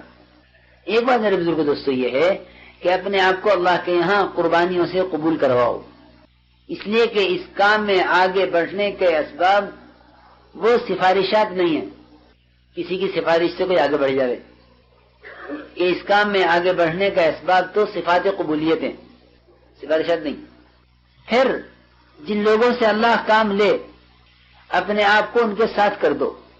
یہ بھی ایک بات ہے کہ ساتھیوں کی اجتماعیت ٹوٹتی ہے حسد کی وجہ سے، اس وجہ سے حسد، کہ ایک آدمی سے اللہ کام لے رہا تو حسد، کہ حسد تو اس کے خلاف اتنی بدگمانیاں پیدا کرے گا، اور حسد ہمیں اس کا معاون نہیں بننے دے گا۔ یہ ایک بیماری ہے، یہ ایک بیماری ہے حسد۔ یہ بڑے کاموں کے اندر پیدا ہوتا ہے، اس میں بڑے کام، کہ بڑے کاموں میں حسد پیدا ہوتا ہے، یہ بیماری ہے ایک، کہ حسد کا کام یہ ہے کہ حسد ایک دوسرے کا معاون نہیں بننے دیتا، بلکہ حسد ایک دوسرے کا مقابل بناتا ہے، کہ آپس کی اجتماعیت کو بہت نقصان حسد سے پہنچتا ہے، کہ ہم ان کے ساتھ کام نہیں کریں گے، ان کے ساتھ ہم کام نہیں کریں گے، کیوں؟ کہ حسد ہے۔ صحابہ کرام کا مزاج یہ تھا کہ جب وہ کسی کے اندر کوئی خیر دیکھتے تھے یا کسی کے بارے میں کوئی خیر سنتے تھے تو اس خیر کو اپنے اندر لانے کے لیے اس کے ساتھ رہتے تھے۔ یہ صحابہ کا مزاج تھا کہ اپنے آپ کو کام کرنے والوں کے ساتھ کر دو تاکہ اللہ ان کے ذریعے کام ہم سے بھی لے لے. یوں ہے بات. ورنہ ساتھیوں کی آپس کی اجتماعیت ٹوٹتی ہے حسد کی وجہ سے کہ یہ کام کر رہے ہیں کہ ہم ان کے ساتھ کام نہیں کریں گے. اس لیے میرے بزرگ دوستو عزیزو دیکھو حسد کہ حسد نہیں ہونا چاہیے. کیوں؟ اس لیے کہ اللہ کا کام ہے. اللہ جسے چاہیں لیں, اللہ جسے چاہیں کام لیں. اللہ کا کام ہے کہ اللہ کام جسے چاہے لے لیں. اب ابابیل سے کام لے لیا تو اس سے کیا حسد کرو گے؟ کیوں بھائی؟ کہ ابابیل چھوٹا سا پرندہ ایک, اس کے ذریعے اللہ نے بڑا کام لیا. والی ایسا فرماتے تھے کہ کام لینے والی ذات تو اللہ کی ہے. بہت ممکن ہے کہ اللہ اس زمانے میں کسی سے وہ کام لے لیں جو پہلو سے بھی نہیں لیا, جو پہلو سے بھی نہیں لیا, کیونکہ کام لینے والی ذات تو اللہ کی ہے. خبر نہیں اللہ کو کس کی کون سی صفت محبوب ہے کہ اس پر اللہ اس سے کام لے رہا ہے. ہمیں اس کے حالات کی خبر نہیں ہے. ہم تو اس کے ظاہر کو دیکھ رہے ہیں, اس کے ظاہر کو دیکھ کر فیصلہ کر رہے ہیں کہ اللہ کس سے کام لے لے. ہاں کہ اللہ جس سے چاہے کام لے لے, اس کو اختیار ہے. اس لیے میرے محترم دوستوں صحابہ کرام کا مزاج یہ تھا کہ اگر اللہ کے نبی صلی اللہ علیہ وسلم کسی صحابی کو کسی کام کے لیے آگے بڑھاتے تو دوسرے صحابہ ان کے ساتھ ہو جاتے تھے کہ اللہ ان سے کام لے رہا ہے ہم سے بھی لے لے. ایک مرتبہ حضور اکرم صلی اللہ علیہ وسلم نے ایک یمنی تلوار نکالی. فرمایا کہ اس تلوار کا کون لے گا؟ بہت عمدہ تلوار تھی یمن کی بنی ہوئی. تو ایک صحابی نے عرض کیا کہ یا رسول اللہ, زبیر رضی اللہ عنہ, کہ یا رسول اللہ یہ تلوار مجھے دیجئے. فرمایا کہ نہیں, تمہیں نہیں. پھر فرمایا اس تلوار کو کون لے گا؟ اور کھڑے ہوئے عمر رضی اللہ عنہ. جی ہاں, بڑے بڑے صحابہ. عمر رضی اللہ تعالی عنہ وہ تھے کہ میرے بعد اگر نبی ہو سکتا ہے تو عمر ہو سکتا ہے. وہ کھڑے ہوئے, ان کو بھی نہیں دی کہ نہیں. پھر فرمایا کہ اس تلوار کو کون لے گا جس کا حق ادا کرے؟ تو ایک صحابی کھڑے ہوئے, ابو دجانہ, ان کے مقابلے میں نئے, ان کے مقابلے میں چھوٹے. آپ نے تلوار ان کو دے دی. یوں کہیں کہ انہوں نے اس تلوار سے مشرکین کی کھوپڑیاں اڑا دی. مشرکین کی کھوپڑیاں اس تلوار سے اڑا دی. اتنا کام لیا اللہ نے ان سے.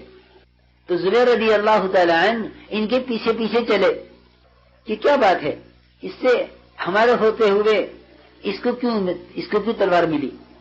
وعدے کہ زبیر رضی اللہ عنہ ان کے پیچھے پیچھے گئے اور جا کر جب یہ حال دیکھا تو کہنے لگے کہ اللہ ہی جانے, اللہ کے رسول جانے کس سے کیا کام لینا ہے, کیونکہ اللہ کا نظام ہے.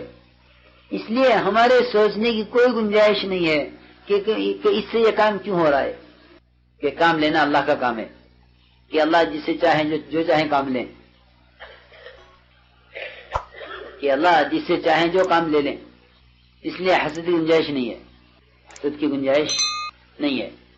ایک صحابی تھے حضرت سعد رضی اللہ تعالی عنہ. حضور اکرم صلی اللہ علیہ وسلم 3 دن تک مسلسل ان کے بارے میں فرماتے رہے کہ یہ آدمی جنتی ہے, یہ آدمی جنتی ہے. 3 دن تک اعلان ہوا کہ یہ آدمی جنتی ہے, یہ آدمی جنتی ہے. 3 دن کے بعد ایک صحابی عبداللہ بن عمرو ابن العاص, انہوں نے سوچا کہ جب 3 دن سے اس آدمی کے جنتی ہونے کا اعلان ہو رہا ہے تو چلو اس آدمی کے ساتھ رہو تاکہ جو عمل یہ کرے وہ میں بھی کروں, جو عمل یہ کر رہا ہے وہ عمل میں بھی کروں اور میں بھی اس کی طرح جنتی ہو جاؤں. چنانچہ گئے اور جا کر یہ کہا حضرت سعد رضی اللہ تعالیٰ عنہ سے کہ میرے باپ سے لڑائی ہو گئی ہے اور میں نے اپنے گھر میں داخل ہونے کی قسم کھائی ہے, 3 دن تک میں نہیں جاؤں گا اپنے گھر. مجھے آپ 3 دن کے لیے اپنے گھر میں ٹھکانہ دے دیں. کہا کہ ہاں اور رہو میرے ساتھ. خیال یہ تھا کہ ان کا راتوں کا رونا, ان کی تہجد, ان کا ذکر, ان کی تلاوت, ان کی ریاضت, ان کا مجاہدہ, ان کی دعائیں وہ دیکھوں گا کس طرح کرتے ہیں تاکہ میں ان کی طرح ہو جاؤں. جو کہیں کہ 3 دن تک عبداللہ بن عمرو ابن عاص رضی اللہ عنہ ان کے ساتھ 3 دن رہے, لیکن رات بھر نہ کوئی تہجد, نہ تلاوت, نہ دعا, نہ ذکر, نہ نماز, کچھ نہیں. رات کو سوئے فجر کی نماز تک سوئے. دوسری رات ہے یہ معمول, 3 رات اسی طرح. اور کہتے ہیں کہ دن بھر میں ان کے ساتھ رہا. مگر میں نے ان کی زبان سے کسی کے بارے میں کوئی بات نہیں سنی کہ فلاں ایسا ہے فلاں ویسا ہے. میں نے ان کی زبان سے خیر کی بات سنی، اس کے سوا کچھ نہیں. تو فرماتے ہیں کہ جب 3 دن پورے ہو گئے تو میں نے ان سے کہا کہ میں نے آپ کے بارے میں 3 دن تک اعلان سنا ہے کہ آپ جنتی آدمی ہیں، لیکن میں نے آپ کو کوئی ایسا کام کرتے ہوئے نہیں دیکھا جس سے میں یقین کروں کہ ہاں آپ جنتی آدمی ہیں. آخر یہ بتائیے کہ وہ کون سی صفت ہے جس نے آپ کو جنتی بنا دیا؟ نہ میں نے آپ کو رات کو تلاوت کرتے ہوئے دیکھا، نہ تہجد میں دیکھا، نہ دعا میں دیکھا، رات کو آپ سوئے فجر تک سوئے.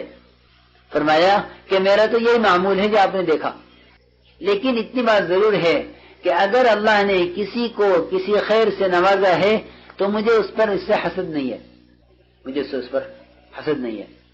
تو یہ فرمایا عبداللہ بن عمرو بن العاص نے کہ ہاں یہ وہ صفت ہے جس نے تمہیں جنتی بنا دیا اور اس کی ہمارے اندر طاقت نہیں ہے. تو میرے محترم دوستو بزرگوں، اجتماعی کام ہے. کیسا کام ہے؟ اجتماعی کام. کہ اجتماعی کام میں حسدی پیدا ہوگا تو یہ کہیں کہ کام کرنے والوں کے معاون ہو جاؤ جب تک وہ صحیح کریں، اور جب وہ غلط کریں تو ان کو صحیح مشورہ دو. ہاں یہ نہیں کہ ان کے خلاف محاذ قائم کرو. کیوں؟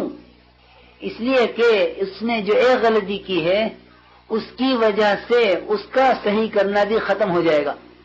اگر اس کے خلاف کیا کیا گیا؟ محاذ قائم کیا گیا کہ ان کو کام سے روک دو.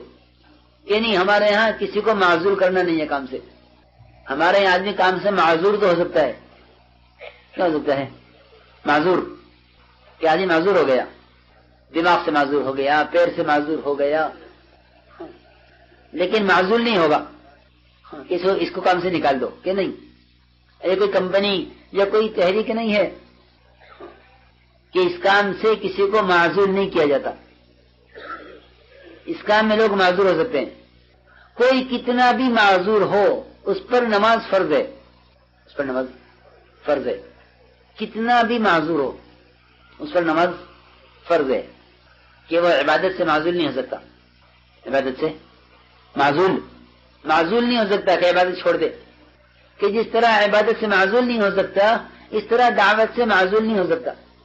ایک صاحب تھے جو سخت بیمار ہو گئے، وہاں صاحب کے زمانے کی بات ہے، تو حضرت گئے ان کی عیادت کے لیے. وہ اتنے معذور تھے کہ وہ پخانہ پیشاب بستر پر کرتے تھے. تو جا کر کہا کہ کام کر رہے ہو کہ نہیں؟ کہ حضرت میں تو کسی کام کے قابل نہیں ہوں. حضرت فرمایا کہ نہیں، تم تو کام کے قابل ہو، آنے والوں کو دعوت دے سکتے ہو اور امت کی ہدایت کی دعائیں کر سکتے ہو. اس کام سے معذوری تو چاہے انتہا کے درجے کو پہنچ جاوے مگر معذوری نہیں ہے. اس لیے میرے دوستوں عزیزوں، ہمارا کسی کام سے نکالا نہیں جاتا کہ ان کو کام سے نکال دو، انہوں نے غلط کیا ہے. بالکل نہیں، کیونکہ اعمال دعوت تو اعمال عبادت کی طرح ہیں. کس کی طرح؟ اعمال دعوت اعمال عبادت. نماز اجتماعی عمل، روزہ اجتماعی عمل، حج اجتماعی عمل. کہ جس طرح عبادات فرائض اجتماعی ہیں کہ اس طرح دعوت بھی اجتماعی عمل ہیں. جوش اجتماعی عمل ہے، تعلیم اجتماعی عمل ہے، مشورہ اجتماعی عمل ہے، کہ دعوت کا سننا کہنا اجتماعی عمل ہے. کہ سارے عمل اجتماعی ہیں. ہمارے پاس ایک صاحب آئے حضرت کے زمانے کے، تو انہوں نے پوچھا بھائی کیا کام ہو رہا؟ کہ نہیں، کام تو مجھے چھوڑے ہوئے 13 سال ہو گئے. 13 سال. کہ کیوں؟ کہ بس ہم نے تو کام چھوڑ دیا. کیوں چھوڑ دیا؟ کہ ہمارے یہاں شورا بنی تھی، اس میں ہمارا نام نہیں آیا. کیا بنی؟ شورا بنی، اس میں ہمارا نام نہیں آیا تو ہم نے کام چھوڑ دیا. تو ہم نے ان سے پوچھا کہ ہماری ایک بات کا جواب دو، یہ بتلاؤ. ہم نے ان سے کہا کہ ایک مسجد کی کمیٹی بن رہی تھی. کمیٹی ہوتی ہے نا مسجد کی، مسجد کے حساب کتاب، مسجد کی دیکھ بھال، اس کی تعمیر وغیرہ. اس کے لیے کیا ہوتی ہے؟ مسجد کی کمیٹی ہوتی ہے. 4 آدمی 6 آدمی 10 آدمی جتنے کی بھی ہو. تو میں نے کہا کہ ایک مسجد کی کمیٹی بن رہی تھی، اس کمیٹی میں ایک صاحب آنا چاہتے تھے، ان کو لے لی گیا کمیٹی میں. تو میں نے پوچھا، میں نے کہا کیا اس کی گنجائش ہے کہ وہ صاحب نماز پڑھنا چھوڑ دیں؟ کہ جب مجھے مسجد کمیٹی میں نہیں لیا گیا تو میں نماز نہیں پڑھوں گا، میں نماز نہیں پڑھوں گا کیونکہ مجھے کمیٹی میں نہیں لیا گیا. میں نے کہا بتانا اس کی گنجائش ہے کہ نماز چھوڑ دیں؟ کہنے لگے نہیں نماز تو فرض ہے, کمیٹی تو ضرورت کے لیے بنتی ہے, کمیٹی کے لیے بنتی ہے ضرورت کے لیے, نماز تو فرض ہے. میں نے کہا جب نماز فرض ہے اور کمیٹی میں نہ لینے کی وجہ سے نماز نہیں چھوڑی جا سکتی تو مشورے میں نہ آنے کی وجہ سے گشت کیسے چھوڑا جا سکتا ہے, تعلیم کیسے چھوڑی جا سکتی ہے, سیر روزہ کیسے چھوڑے جا سکتے ہیں, سال کے 4 مہینے چلے کیسے چھوڑے جا سکتے ہیں. کہنے لگے انا للہ. میں تو یہ سمجھا تھا کہ اگر مشورے میں ہوں تو کام میں ہوں, مشورے میں نہیں ہوں تو کام میں نہیں ہوں.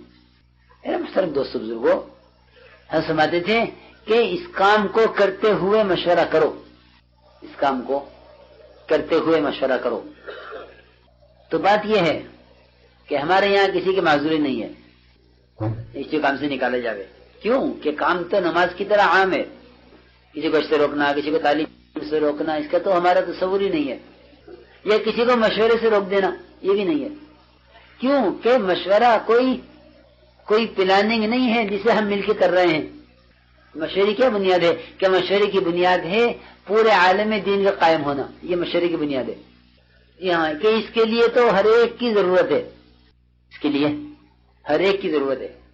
دیکھو یاد رکھو مشورہ جو ہے وہ تالیف قلب کا ذریعہ ہے. کہیں کا تالیف قلب, کہ مشورہ تالیف قلب کے لیے ہوتا ہے اور مشورہ امت میں دین کے قائم کرنے کا فکر پیدا کرنے کے لیے ہوتا ہے. یہ نہیں کسے رہ لینی کسے نہیں لینی, نہیں یہ بات نہیں ہے. اپنے مشورے کے اندر عمومیت لاؤ. کیا لاؤ؟ عمومیت. جی ہاں, کیونکہ مشورے کو جتنا تنگ کرو گے یہ مشورہ جتنا مشورے کو تنگ کرو گے یہ مشورہ عہدہ بن جائے گا, مشورے والے عہدے دار سمجھ جائیں گے. جی ہاں, اس طرح سیٹیں ہوتی ہیں نا, سیٹیں اس میں سیاست میں. جی ہاں, کہ اگر ہم نے اس مشورے کو عبادت نہ سمجھا تو یہ مشورہ سیاسی سیٹوں کی طرح ہو جائے گا. کہ ہر آدمی جو ہے رائے کو اپنا حق سمجھے گا, کہ رائے کو اپنا حق سمجھنا یہ تو سیاست ہے کہ ہم حق رائے رکھتے ہیں. ہاں, ہم کیا رکھتے ہیں؟ حق رائے. کہ حق رائے رکھنے تو ووٹنگ کو کہتے ہیں, ووٹنگ ہوتی ہے نا, کیا بولتے ہیں, ووٹ الیکشن میں. تو ہم حق رائے رکھتے ہیں اپنا. ہر آدمی کا ووٹ اس کی رائے ہے.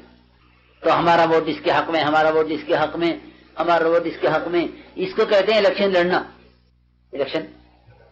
جی ہمارے پاس ایک وزیر آیا ایک علاقے کا, ہم نام نہیں لیتے, کہنے کا دعا کرنا میں الیکشن لڑنے جا رہا ہوں. میں نے کہا جس کام کی ابتدا لڑائی سے ہو رہی ہو اس میں کسی خیر کی امید نہیں ہے. کیسے ابتدا لڑائی سے؟ میں نے کہا پوری دنیا میں الیکشن کے ساتھ لڑنے کا لفظ لگایا جاتا ہے, الیکشن لڑ رہے ہیں. میں نے کہا جب جس کام کی ابتدا لڑائی سے ہو رہی ہو اس کام میں کسی خیر کی امید ہے؟ یہ الیکشن لڑیں گے. میں نے کہا تمہارا تو ارادہ پہلے سے لڑنے کا ہے. ہاں, تمہارا ارادہ پہلے سے لڑنے کا ہے. تو تمہیں کہاں امید ہے کہ اس سے امن قائم ہو جائے گا, فسادات ختم ہو جائیں گے؟ کہ کبھی نہیں ہو سکتا, کیونکہ تمہارا کام ہی لڑائی سے شروع ہو رہا ہے. کہ انتخاب لڑائی سے تھوڑی ہوتا ہے, انتخاب لڑائی سے ہوتا ہے کہ نہیں؟ کہ انتخاب تو اثار سے ہوتا ہے. جی ہاں, کہیں سے اثار سے انتخاب آسان ہے. اس لیے میرے بزرگ دوستوں عزیزوں, ہمارے یہاں رائے دینا ہمارا حق نہیں ہے اور فیصلے کا بھی حق نہیں ہے. ہمارا رائے دینا کام کا حق ہے. رائے دینا کام کا حق ہے. جس طرح امام کو لقمہ دینا نماز کا حق ہے. امام کو لقمہ دینا کس کا حق ہے؟ نماز کا. کہ اس طرح رائے دینا کام کا حق ہے. تو ہمارے یہاں کسی کی معزولی نہیں ہے کہ کسی کو مشورے سے کاٹ دو, کسی کو کام سے کاٹ دو, بالکل نہیں. رہا کیا انتظام, کہ انتظام میں کسی سے خطا ہوئی ہے, انتظام میں کسی سے خطا ہو گئی ہے تو کیا کیا جاوے؟ کہ اگر بات ثابت ہو گئی, واضح ہو گئی تو ہمارے یہاں سزا نہیں ہے. ہمارے یہاں سزا نہیں ہے کہ مشورے سے ایک آدمی کے ذمہ ایک انتظام کیا گیا, وہ ان سے نہیں ہوا تو مشورے سے وہ انتظام دوسرا کر لے. بس وہ یہ سمجھتا ہے کہ مجھے کام سے کاٹ دیا, حالانکہ انتظام الگ ہے, کام الگ ہے. کہ اس کو انتظام سے کاٹا ہے, کام سے نہیں کاٹا. وہ اصل میں انتظام کو کام سمجھا, اس لیے کام سے کٹا. اس لیے میرے محترم دوستوں بزرگوں, ہمارے یہاں ساتھیوں کو لے کر چلنا ہے. حالات آتے ہیں ساتھیوں پر, اختلاف ہو گیا، ذمہ داروں سے اختلاف ہو گیا، کام سے بیٹھ گئے، بہت بڑا مجمع ہے جو اس کام سے بیٹھا ہوا ہے. جی ہاں، ہماری نظر تو آگے آگے ہے نا، پیچھے جو بیٹھ گئے ان پر ہماری نظر نہیں ہے. جو بڑے قافلے چلتے تھے نا پہلے اونٹوں کے، اس میں ایک مستقل ایک جماعت وہ ہوتی تھی جو سب سے پیچھے چلے کہ کوئی رہ جاوے، کسی کا سامان گر جاوے تو وہ اٹھا لے. اب ہمارا قافلہ آگے آگے دیکھ رہا ہے، پیچھے کتنے ساتھی کام سے بیٹھ گئے، ان کی کوئی خبر نہیں ہے. دیکھو، نئے لوگوں کا اس کام سے لگنا یہ اتنی بڑی بات نہیں ہے جتنا کسی ایک پرانے کا کٹ جانا ہے. صحابہ کرام میں ایک بڑی صفت یہ تھی کہ وہ اپنے ساتھیوں کو لے کر چلتے تھے، ساتھیوں کو لے کر چلتے ہر قیمت پر. ایک صحابی تھے عیاش بن ابی ربیعہ. کون؟ عیاش بن ابی ربیعہ. وہ ہجرت کر کے گئے مدینہ منورہ صحابی ہو کر، اسلام لے آئے تھے مکے میں. پھر ہجرت کی عمر کے ساتھ جب مکہ مکرمہ پہنچ گئے تو عیاش بن ابی ربیعہ کے پاس ابو جہل پہنچا، اور ابو جہل نے جا کر یہ کہا کہ تمہاری ماں نے قسم کھائی ہے کہ جب تک وہ تمہیں دیکھ نہیں لے گی، مکہ مکرمہ ان کی ماں تھی شرک پر، کہ تمہاری ماں نے قسم کھائی ہے کہ جب تک وہ تمہیں نہیں دیکھ لے گی اس وقت تک سر میں کنگھی نہیں کرے گی چاہے جوئیں اس کو کھا جائیں، اور سایہ حاصل نہیں کرے گی چاہے دھوپ اس کو ختم کر دے. اور دھوپ میں کھڑی رہے گی اور سر میں کنگھی نہیں کرے گی. تمہاری ماں نے قسم کھائی ہے، لہٰذا تم جلدی چلو، جلدی چلو مکہ مکرمہ، اپنی ماں کو قسم سے بری کر دو. ابو جہل کا مقصد یہ تھا کہ عیاش بن ابی ربیعہ کو مدینے سے نکالیں اور اس کو ستاویں تاکہ یہ اسلام چھوڑے، کیونکہ مہاجرین کو ہجرت کرنا مشکل تھا تو چھپ چھپ کر ہجرت ہوتی تھی مکہ مکرمہ سے. چنانچہ عیاش بن ابی ربیعہ نے جب ماں کا یہ حال سنا تو روایت میں ہے کہ وہ ان کا دل نرما گیا، ان کا کہ مجھے تو جانا پڑے گا مکہ مکرمہ. عمر رضی اللہ عنہ کو پتہ چلا کہ ہمارے ساتھی پر حالات آ گئے، ہمارے تو ساتھی بیرون گئے ہوئے ہیں، کہاں کس حال میں ہیں، ان کے گھر کا کیا حال ہے، کچھ خبر نہیں. کون ساتھی کام سے بیٹھ گیا، اس کے بیٹھنے کی کیا وجہ ہوئی، اسے کیسے لایا جاوے، وہ کس کے ذریعے سے آ سکتا ہے، یہ کوئی سوچ نہیں ہے. سمجھتے تھے کہ امت اس کے ذریعے بنتی ہے جو طالب بن کر چلے، جس میں استغنا ہوتا ہے اس امت جمع نہیں ہوتی، کہ استغنا سے امت نہیں جمع ہوگی کہ ٹھیک ہے آپ آویں تو آپ کا نفع ہے، آپ نہ آویں تو آپ کا نقصان ہے. ہمارے یہاں یہ بات نہیں ہے.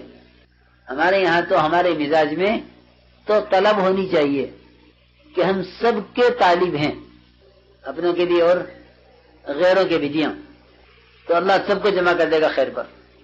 تو عیاش بن ابی ربیعہ نے کہا کہ عمر میں جا رہا ہوں مکہ مکرمہ، میری ماں کا یہ حال ہے، اس کو میں قسم سے بری کر کے آؤں. عیاش بن ابی ربیعہ رضی اللہ تعالی عنہ انہوں نے جانے کا فیصلہ کر لیا. حضرت عمر نے فرمایا کہ عیاش، یہ ابو جہل تمہارے ساتھ زیادتی کرے گا، ایسا نہ ہو تمہیں تمہارے دین سے ہٹا دے، لہذا اس کے ساتھ مت جاؤ. اور تمہاری ماں کو جنہیں کاٹیں گی تو وہ کنگھی کر ہی لے گی، اور تمہاری ماں کو دھوپ لگے گی تو وہ سایہ حاصل کر ہی لے گی، تم مت جاؤ. کہ نہیں مجھے جانا ہی ہے، اور ماں کو بھی بری کرتا ہوں گا قسم سے، اور وہاں میرا مال ہے مکہ مکرمہ میں جو میں ہجرت کے وقت اپنے ساتھ نہیں لا سکا، اب لے آؤں گا. میں عمر رضی اللہ تعالیٰ عنہ نے کہ عیاش اگر تو مال کی ہی وجہ سے جا رہا ہے تو میں قریش میں سب سے بڑا مالدار ہوں، تم میرا آدھا مال ابھی لے لو. دیکھو ایک ساتھی کے لیے قربانی، کیا کہا کہ میرا آدھا مال ابھی لے لو، میں سب سے بڑا مالدار ہوں، تم جانتے ہو انی اکثر مال فی قریش، کہ قریش میں مجھ سے بڑا مالدار کوئی نہیں ہے، تم میرا آدھا مال لے لو، لیکن ان کے ساتھ مت جاؤ. عیاش نے کہا کہ نہیں مجھے تو جانا ہی ہے ماں کی وجہ سے. عمر نے فرمایا کہ مجھے خطرہ ہے کہ یہ تمہیں ستاویں گے مدینے سے نکل کے، ہاں یہ کافر ہے، تم مسلمان ہو، تو اگر تم اس طرح کا خطرہ محسوس ہو تو تم یہ میری اونٹنی لے جاؤ، یہ بہت تیز دوڑنے والی اونٹنی ہے، اس کا کوئی پیچھا نہیں کر سکتا. اگر انہوں نے تمہارے ساتھ کوئی زیادتی کی تو تم اس اونٹنی پر اپنی جان بچا لینا. چنانچہ یہ سب نکلے، حارث بن ہشام اور ابو جہل اور عیاش بن ابی ربیعہ. جب مدینے سے کچھ مسافت پر نکل چکے تو ابو جہل نے کہا عیاش تمہاری سواری تیز ہے، میری سواری سست ہے، مجھے اپنے ساتھ سوار کر لو. روایت میں کہ سب نے سواری روکی اپنی, یہ اترے سواری سے ان کے ساتھ سوار ہونے کے لیے. تو عیاش ابن ابی ربیعہ کو انہوں نے رسیوں سے باندھا اور بہت ستایا, یہاں تک کہ عیاش ابن ابی ربیعہ اسلام سے نکل گئے اور چلے گئے مکہ مکرمہ. اور اس زمانے میں صحابہ سمجھتے تھے کہ جو اسلام سے نکل گیا وہ دوبارہ داخل نہیں ہو سکتا, اسلام سے نکلنے والے کی توبہ قبول نہیں ہوگی. یہ سب کا خیال تھا, کیونکہ کفر سے اتنی نفرت تھی کہ دوبارہ کفر کی طرف جانے کا سوال ہی نہیں تھا. اور جو چلا گیا کہ وہ کیسے آئے گا, کیونکہ کفر اسلام کے درمیان اتنا فاصلہ ہو گیا تھا ان کے لیے کہ وہ سمجھتے تھے کہ جو ایک مرتبہ کفر میں آ گیا وہ اسلام میں نہیں جا سکتا, جو اسلام میں آ گیا وہ کفر کی طرف نہیں جا سکتا. چنانچہ یہ اسلام سے نکل گئے. لیکن دیکھو عمر رضی اللہ تعالیٰ عنہ اب بھی فکر میں ہے کہ عیاش کیا ہوا کہ پہلے مال پیش کیا, پھر سواری پیش کی جان بچانے کے لیے, ایمان بچانے کے لیے, پھر حضرت صلی اللہ علیہ وسلم نے ہجرت فرمائی اور ان پر آپ صلی اللہ علیہ وسلم پر قرآن کی آیتیں نازل ہوئیں. قل یا عباد الذین اسرفوا علی انفسهم لا تقنطوا من رحمت اللہ ان اللہ یغفر الذنوب جميعا انہ هو الغفور الرحیم. یہ آیتیں نازل ہوئیں کہ میرے بندوں سے کہو جنہوں نے ظلم کیا اپنی ذات پر کہ اللہ کی رحمت سے مایوس نہ ہو, اللہ کی رحمت سے مایوس نہ ہو, اللہ سارے گناہوں کو بخش دے گا. وَأَنِيبُوا إِلَىٰ رَبِّكُمْ, اور واپس آ جاؤ میرے رب کی طرف, واپس آ جاؤ میرے رب کی طرف. وَأَسْلِمُوا لَهُ, اور اپنے آپ کو تابع کر دو اللہ کے. جب یہ آیتیں نازل ہوئیں تو عمر رضی اللہ تعالیٰ نے ایک کاغذ پر یہ آیتیں لکھ کر ایک آدمی کو دے کر بھیجا مکہ مکرمہ کہ جاؤ یہ عیاش کو دے آؤ. اتنا فکر عیاش میں ربیعہ نے یہ آیتیں پڑھی اور پڑھ کر اللہ سے دعا کی کہ اللہ یہ آیتیں مجھے عمر نے کیوں لکھی ہیں, مجھے سمجھا دے. روایت میں ہے کہ پہاڑ پر چڑھتے اترتے اور اللہ سے دعائیں مانگتے اور روتے کہ اللہ یہ آیتیں مجھے کیوں لکھی ہیں, عمر نے مجھے بتا دے. تو اللہ نے دل میں ڈالا کہ عیاش یہ آیتیں تمہارے بارے میں ہیں. تو فوراً سواری پکڑی اور سیدھے گئے مدینہ منورہ اور ہمیشہ کے لیے صحابی ہو گئے. میرے بزرگ دوستو عزیزو, جب اس فکر سے ایک آدمی اسلام سے نکل کر واپس آ سکتا ہے تو کیا اس فکر سے بیٹھے ہوئے ساتھی کام میں حرکت نہیں آ سکتے؟ معمولی باتوں پر اختلاف, معمولی باتوں پر بدگمانیاں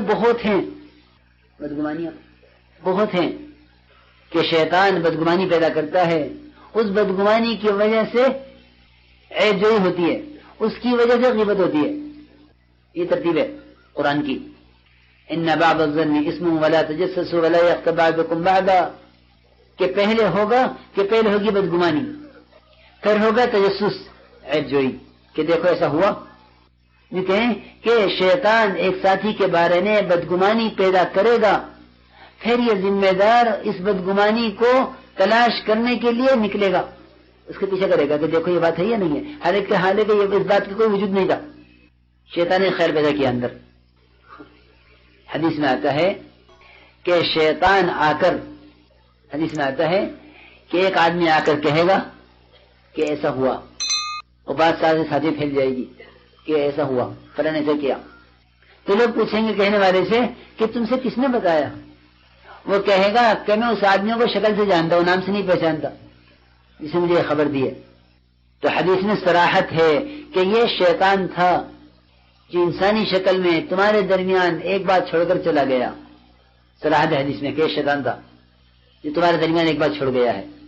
اس لیے میرے محترم دوستو بزرگوں, بدگمانیاں شیطان پیدا کرتا ہے, پھر اس پر تجسس ہوتا ہے, پھر اس پر غیبت ہوتی ہے کہ عیب جوئی. پھر کچھ نظر آیا تو یہ کہیں کہ اب دروازہ غیبت کا کھلے گا.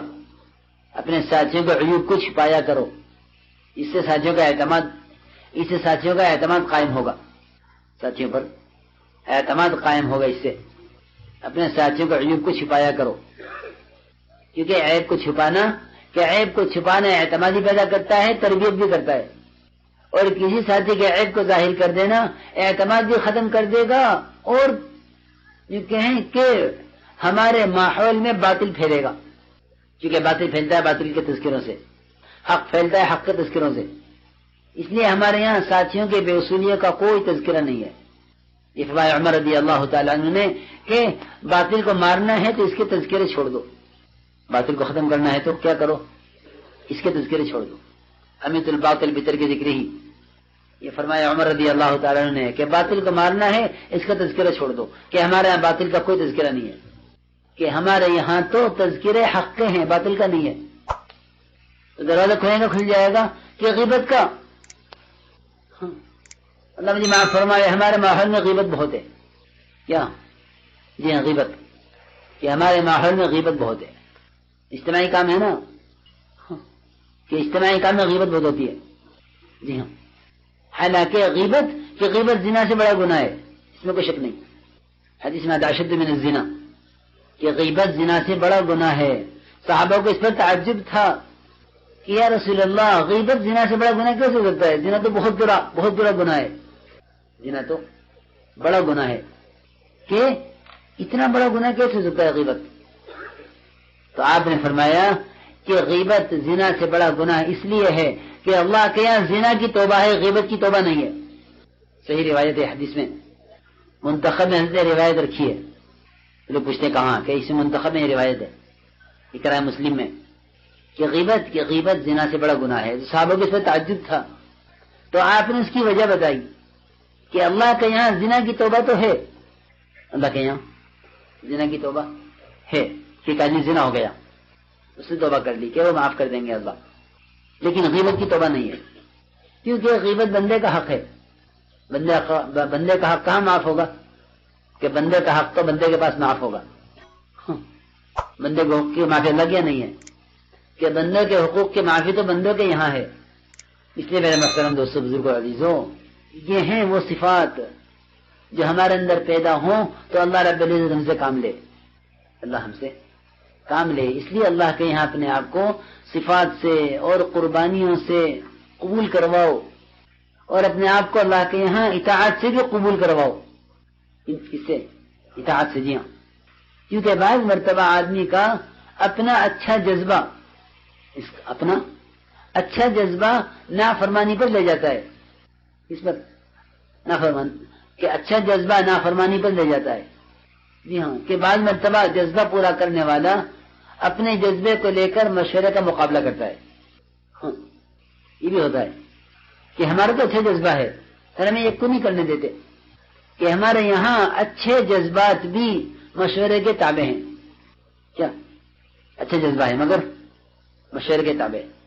جی ہاں، کہ بہت اچھے جذبہ ہے مگر تابع ہے مشورے کے، کہ اپنے اچھے جذبات کو مشورے کے تابع کرو.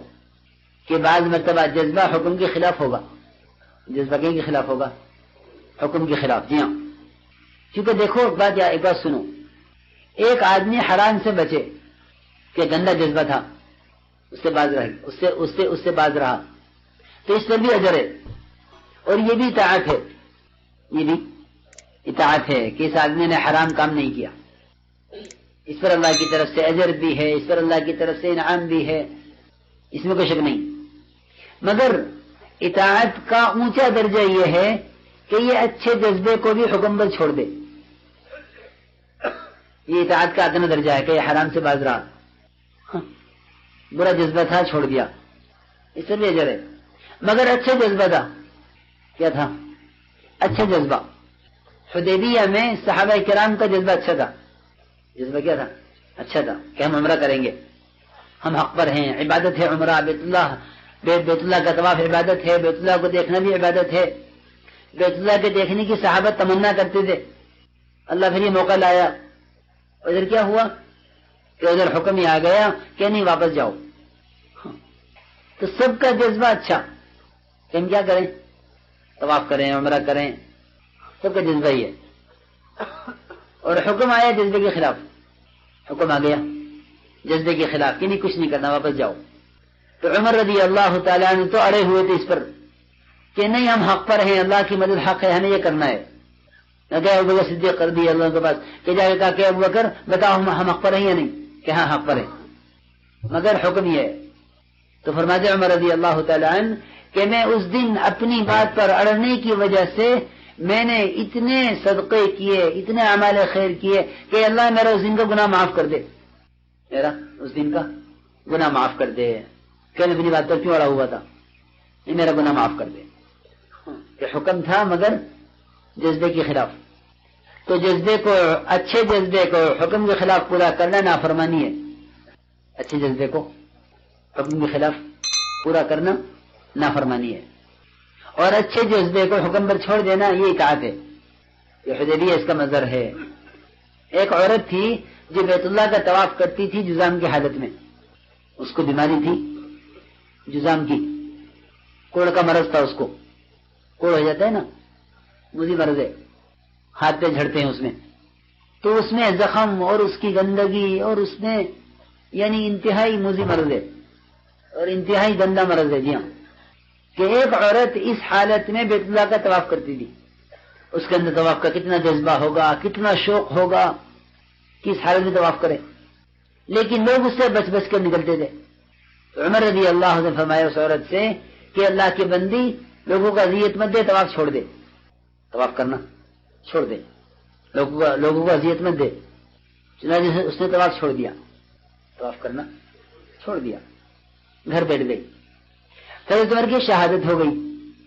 تو اس عورت سے آ کر کہا گیا کہ جس نے تجھے طواف سے روکا تھا اس کی وفات ہو گئی ہے, اب جا طواف کر, تجھے کوئی روکنے والا نہیں ہے. اب چونکہ طواف سے روکنے والا نہیں ہے, جا طواف کر. تو اس عورت نے کہا کہ یہ نہیں ہو سکتا کہ میں اپنے امیر کی اطاعت کروں اس کی زندگی میں اور نافرمانی کروں اس کے مرنے کے بعد. میں امیر کی اطاعت کروں اس کی حیات میں, اس کی زندگی میں, اور نافرمانی کروں اس کے مرنے کے بعد, یہ نہیں ہوگا. اسے کہتے ہیں اطاعت, کہ اپنے جذبے کو قربان کر دیا حکم پر, حالانکہ اچھا جذبہ تھا. تمہیں عرض کرنا یہ تھا کہ بعض مرتبہ افتراق ہوتا ہے اور نا اتفاقی ہوتی ہے اپنے جذبے کی وجہ سے. کہ تمہیں اللہ رب العزت اپنے اچھے جذبے کے قربان کرنے کا بھی اجر دے گا, اطاعت کا بھی اجر دے گا. ڈبل اجر ہے اس میں, کہ اطاعت کا بھی اجر اور اپنے جذبے کو قربان کرنے کا بھی اجر. اس لیے میرے بزرگوں دوستو عزیزو, سارا کام قربانی کا ہے. تو قربانی ایک سطح عوام کی ہے. قربانی کی ایک سطح کس کی ہے؟ عوام کی. کہ عوام کی قربانی کی سطح یہ ہے کہ وہ اپنا سال کا چلہ لگا لیں, یا 4 مہینے لگا لیں, اور مہینے کے 3 دن لگا لیں. اور سمجھ لیں کہ نصاب پورا کرنا یہ تو عوام کی سطح ہے. کیا کرنا؟ نصاب پورا کرنا, یہ عوام کی سطح ہے. یہ آئے اور وقت لگا کر اپنے علاقے میں چلے گئے, یہ بھی ایک ہجرت ہے. یہ بھی ایک ہجرت ہے. اس میں کوئی ذمہ داری کی بات نہیں ہے, کیونکہ ذمہ داری ہوتی ہے اجتماعی کام کی. ذمہ داری ہوتی ہے اجتماعی کام کی. انفرادی ذمہ داری کہ انفرادی ذمہ داری فرد کی ہے اپنی ذات کی, کہ اجتماعی کام کی ذمہ داری اجتماعی ہوتی ہے. تو ایک ہجرت ہے یہ کہ لوگ سال کا چلہ دیں, مہینے کے 3 دن دیں, ہفتے کے 2 گشت کریں. یہ ہجرت ہے, ہجرت بادیہ. ہجرتیں دیکھو, صحابی تھے واصلہ ابن اسقع رضی اللہ عنہ. واصلہ ابن اسقع وہ آئے آپ کے پاس ہجرت کے ارادے سے. تو آپ نے پوچھا تم کون سے ہجرت چاہو گے, بادیہ چاہو گے یا باتا چاہو گے؟ بادیہ یا باتا. ہجرت باتی بھی کہلاتی ہے, ایک باتی ایک بادیہ. تو انہوں نے کہا کہ ان دونوں میں کیا فرق ہے اور ان دونوں میں کون سی بہتر ہے؟ بہت دھیان سے سنو یہ بات. ان دونوں میں کیا فرق ہے, ان دونوں میں سے کون سی بہتر ہے؟ تو آپ نے فرمایا کہ ہجرت بادیہ تو یہ ہے کہ تم اسلام قبول کر کے اپنے علاقے میں چلے جاؤ, وہاں دین پر چلو, دین پر رہو, کبھی کوئی تقاضا پیش آوے تو آ جاؤ. اور ہجرت باتا یہ ہے کہ تم ہمارے ساتھ رہو. روایت میں ان تثبت مع رسول اللہ صلی اللہ علیہ وسلم, کہ اللہ کے نبی کے ساتھ جڑ کر رہو, مستقل یہاں رہو صبح شام کے تقاضوں پر. تو ان دونوں میں سے یہ افضل ہے کہ ہمارے ساتھ رہنا افضل ہے. آج بھی دونوں ہجرتیں ہیں. فرمایا کہ یہ ہجرت بہتر ہے کہ تم ہمارے ساتھ رہو. آج بھی یہ دونوں ہجرتیں موجود ہیں. دیکھو ایک مجمع ہے, یہ مجمع ہے پنڈال میں, اس میں کتنے چلے لگائے ہوئے, کتنے 4 ماہ لگائے ہوئے, کتنے اس میں 3 دن لگائے ہوئے. آئے ہیں اجتماع میں, چلے جائیں گے اپنے گھر. یہ جماعت میں نکلیں گے اور پھر چلے کے بعد 4 ماہ کے بعد گھر چلے جائیں گے، تو ایک آواز پر نکلے ہیں، اپنا کام کر کے چلے جائیں گے۔ ایک وہ ہے، یہ تو مجمع ہے، ایک عملہ ہے۔ عملہ اسے کہتے ہیں جو ذمہ داروں کے ساتھ رہے۔ یہ ہے ہجرت باتا، کہ ہم دن رات گزارے ذمہ داروں کے ساتھ، کیونکہ ان پر تقاضے آئیں گے۔ مدینہ منورہ جو تھا وہ تقاضوں کے پیدا ہونے کی جگہ تھی، تقاضوں کے پیدا ہونے کی جگہ، کیونکہ اللہ کے نبی ہیں، آپ پر اللہ کی طرف سے تقاضے آئیں گے دین کے۔ ان تقاضوں کو وہ پورا کریں گے جو نبی کے ساتھ رہیں گے۔ اس لیے ایسے بھی تقاضے آئے کہ جس میں صحابہ کو اتنا جلدی نکلنے کا حکم دیا گیا ابو سفیان کے قافلے سے مقابلے کے لیے، کہ اتنا جلدی نکلنے کا حکم دیا گیا کہ جن کی سواریاں مدینے کی اوپر کی آبادی میں تھی ان کو بھی اتنی اجازت نہیں ملی کہ جا کے سواری لے آئیں، کہ نہیں جو موجود ہیں چلے فوراً۔ جی ہاں، سمجھتے تھے کہ لوگ اس کو سمجھے نہیں، حالانکہ اس کا مطلب یہ تھا کہ تقاضا آتے ہی فوراً نکلنا، جی ہاں فوراً کھڑے کھڑے، کہ لوگ اس کو سمجھے نہیں۔ کیوں؟ اس کی وجہ میرے دوستو یہ ہے کہ صحابہ کی نقل و حرکت کو ہم نے اس وقت کے موجودہ کام کے ساتھ جوڑا نہیں ہے۔ وہ کام الگ ہو گیا، یہ کام الگ ہو گیا۔ ورنہ ایک ایک بات پہ غور کرو تو سارا کام وہی ملے گا کہ پرانے ساتھی نئے لوگوں کو لے کر چلتے تھے، پرانے ساتھی نئے لوگوں کو لے کر چلتے تھے۔ اس سے پرانوں کی اس سے ترقی ہوتی تھی، نئے لوگوں کی تربیت ہوتی تھی۔ یہ ترتیب تھی صحابہ کے زمانے میں، یہ ترتیب تھی حضور اکرم صلی اللہ علیہ وسلم کی۔ تو میرے بزرگ دوستوں عزیزوں، یہ عملہ ہے، یہ مجمع ہے، یہ مجمع حرکت میں آ گیا۔ اگر ان کی رہبری، ان کی تعلیم، ان کی تربیت نہ ہوئی تو اللہ رب العزت ان کو نہیں پکڑے گا، ہمیں پکڑے گا کہ تم نے کیا کیا اس مجمع کے لیے۔ ہمارا کام مجمع کو دعوت دے کر نکال دینا نہیں ہے، ہمارا کام تو لے کر چلنے کے لیے نکالنا ہے، لے کر چلنے کے لیے نکالنا ہے کہ ہاں ہم ان کو لے کر چلیں گے، اس لیے ہم ان کو نکالا ہے۔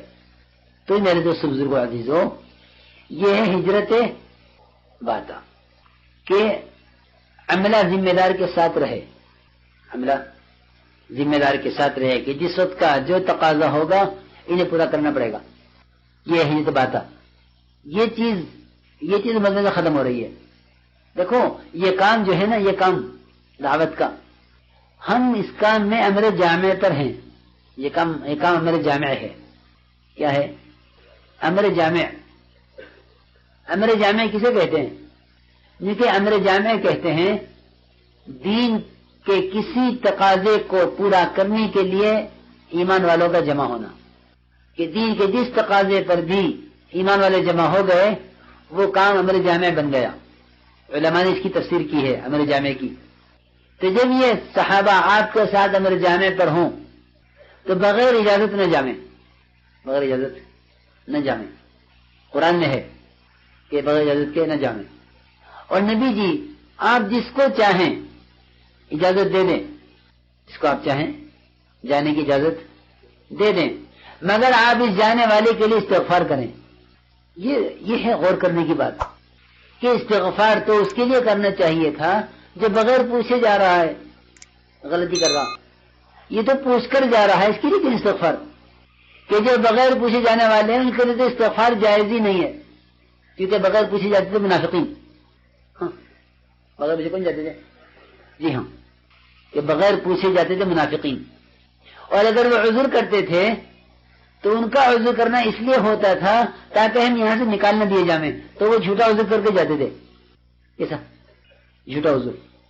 یعتذرون الیکم اذا رجعتم الیہم، یہ سارے معذوریاں ان کی ہیں جن کے پاس کوئی عذر نہیں تھا۔ منافقین، تو منافق کے لیے تو استغفار کرنے کا حکم نہیں ہے، منع کیا گیا۔ ہاں استغفار کس کے لیے ہے؟ کہ استغفار ایمان والوں کے لیے ہے۔ استغفار کس کے لیے ہے؟ ایمان والوں کے لیے۔ تو اللہ کے نبی کو حکم ہے کہ جو آپ سے پوچھ کر جا رہے ہیں، چھٹی لے کر، اجازت لے کر، اپنے کسی تقاضے کی وجہ سے، جی ہاں فَيَسْتَأْذِنُوكَ لِبَعْضِ شَأْنِهِمْ، کہ اپنے گھر کے کسی مسئلے کے لیے، کسی تقاضے کے لیے کوئی بات پیش آ گئی ہے، اس کے لیے جا رہے ہیں آپ سے اجازت لے کر، فَأَذِن لِمَنْ شِئْتَ مِنْهُمْ، تو نبی جی جس کو آپ چاہیں اس کو اجازت جانے کی دے دیں، مگر اس کے لیے استغفار کریں۔ کیوں؟ جو علماء نے اس کی تفسیر میں لکھا ہے کہ ان کے لیے اس لیے استغفار کا حکم ہے کہ یہ ایک اجتماعی کام کو چھوڑ کر جا رہے ہیں، بغیر اجازت جانے پر استغفار نہیں ہے، بلکہ نفس سے جانے پر استغفار ہے کہ جانے کے ارادہ کیوں کیا؟ ان حالات میں جانے کے ارادہ کیوں کیا؟ کہ استغفار نفس سے جانے پر ہے، یہ نہیں کہ بغیر پوچھے جا رہا یا پوچھ کر جا رہا۔ میں سچ بتاؤں کہ جتنے ہم سب یہاں جمع ہیں نا، ہمارا یہاں سے ذمہ داروں سے پوچھے بغیر جانا، اس کا تو کوئی تصور ہی نہیں ہے، اس کا کوئی تصور نہیں ہے کہ ہم یہاں سے تیار ہیں، ہمیں یہاں سے اس عام مجمع کو 4 ماہ کے لیے چلے کے لیے جہاں بھیجنا ہے بھیج دو۔ ہم سب جتنے یہاں بیٹھے ہیں نا، سب اس کے لیے ہیں 100% کہ ہم تیار ہیں۔ اگر کوئی عذر ہے تو عذر پیش کیا جاتا ہے، عذر پیش کیا جاتا ہے، لیکن دیکھو عذر پیش کرنا مشورے کے لیے ہوتا ہے، چھٹی کے لیے نہیں ہوتا۔ کہ تابع ہیں اسی لیے مشورہ بھی ہے، کیونکہ جو آدمی تابع نہیں ہوگا وہ مشورہ نہیں کرے گا۔ مشورہ تو وہ کرتا ہے جو تابع ہو، کہ مشورہ کرو ضرور، اس میں کوئی شک نہیں، کہ مشورہ ضرور کرو، اس میں کوئی شک نہیں ہے، مگر یہ کام کہ اس کام کو ہمارے جامع قرار دو کہ یہ کام ہمارے جامع ہے، ہم سب اس وقت ہمارے جامع پر ہیں۔ دیکھو حضور اکرم صلی اللہ علیہ وسلم ایک تقاضے سے واپس ہو رہے تھے، تو مدینہ منورہ پہنچنے سے پہلے صحابہ نے آپ سے اجازت دینی چاہیے، یا رسول اللہ یہاں سے میرا گھر قریب ہے، یہاں سے چلا جاؤں۔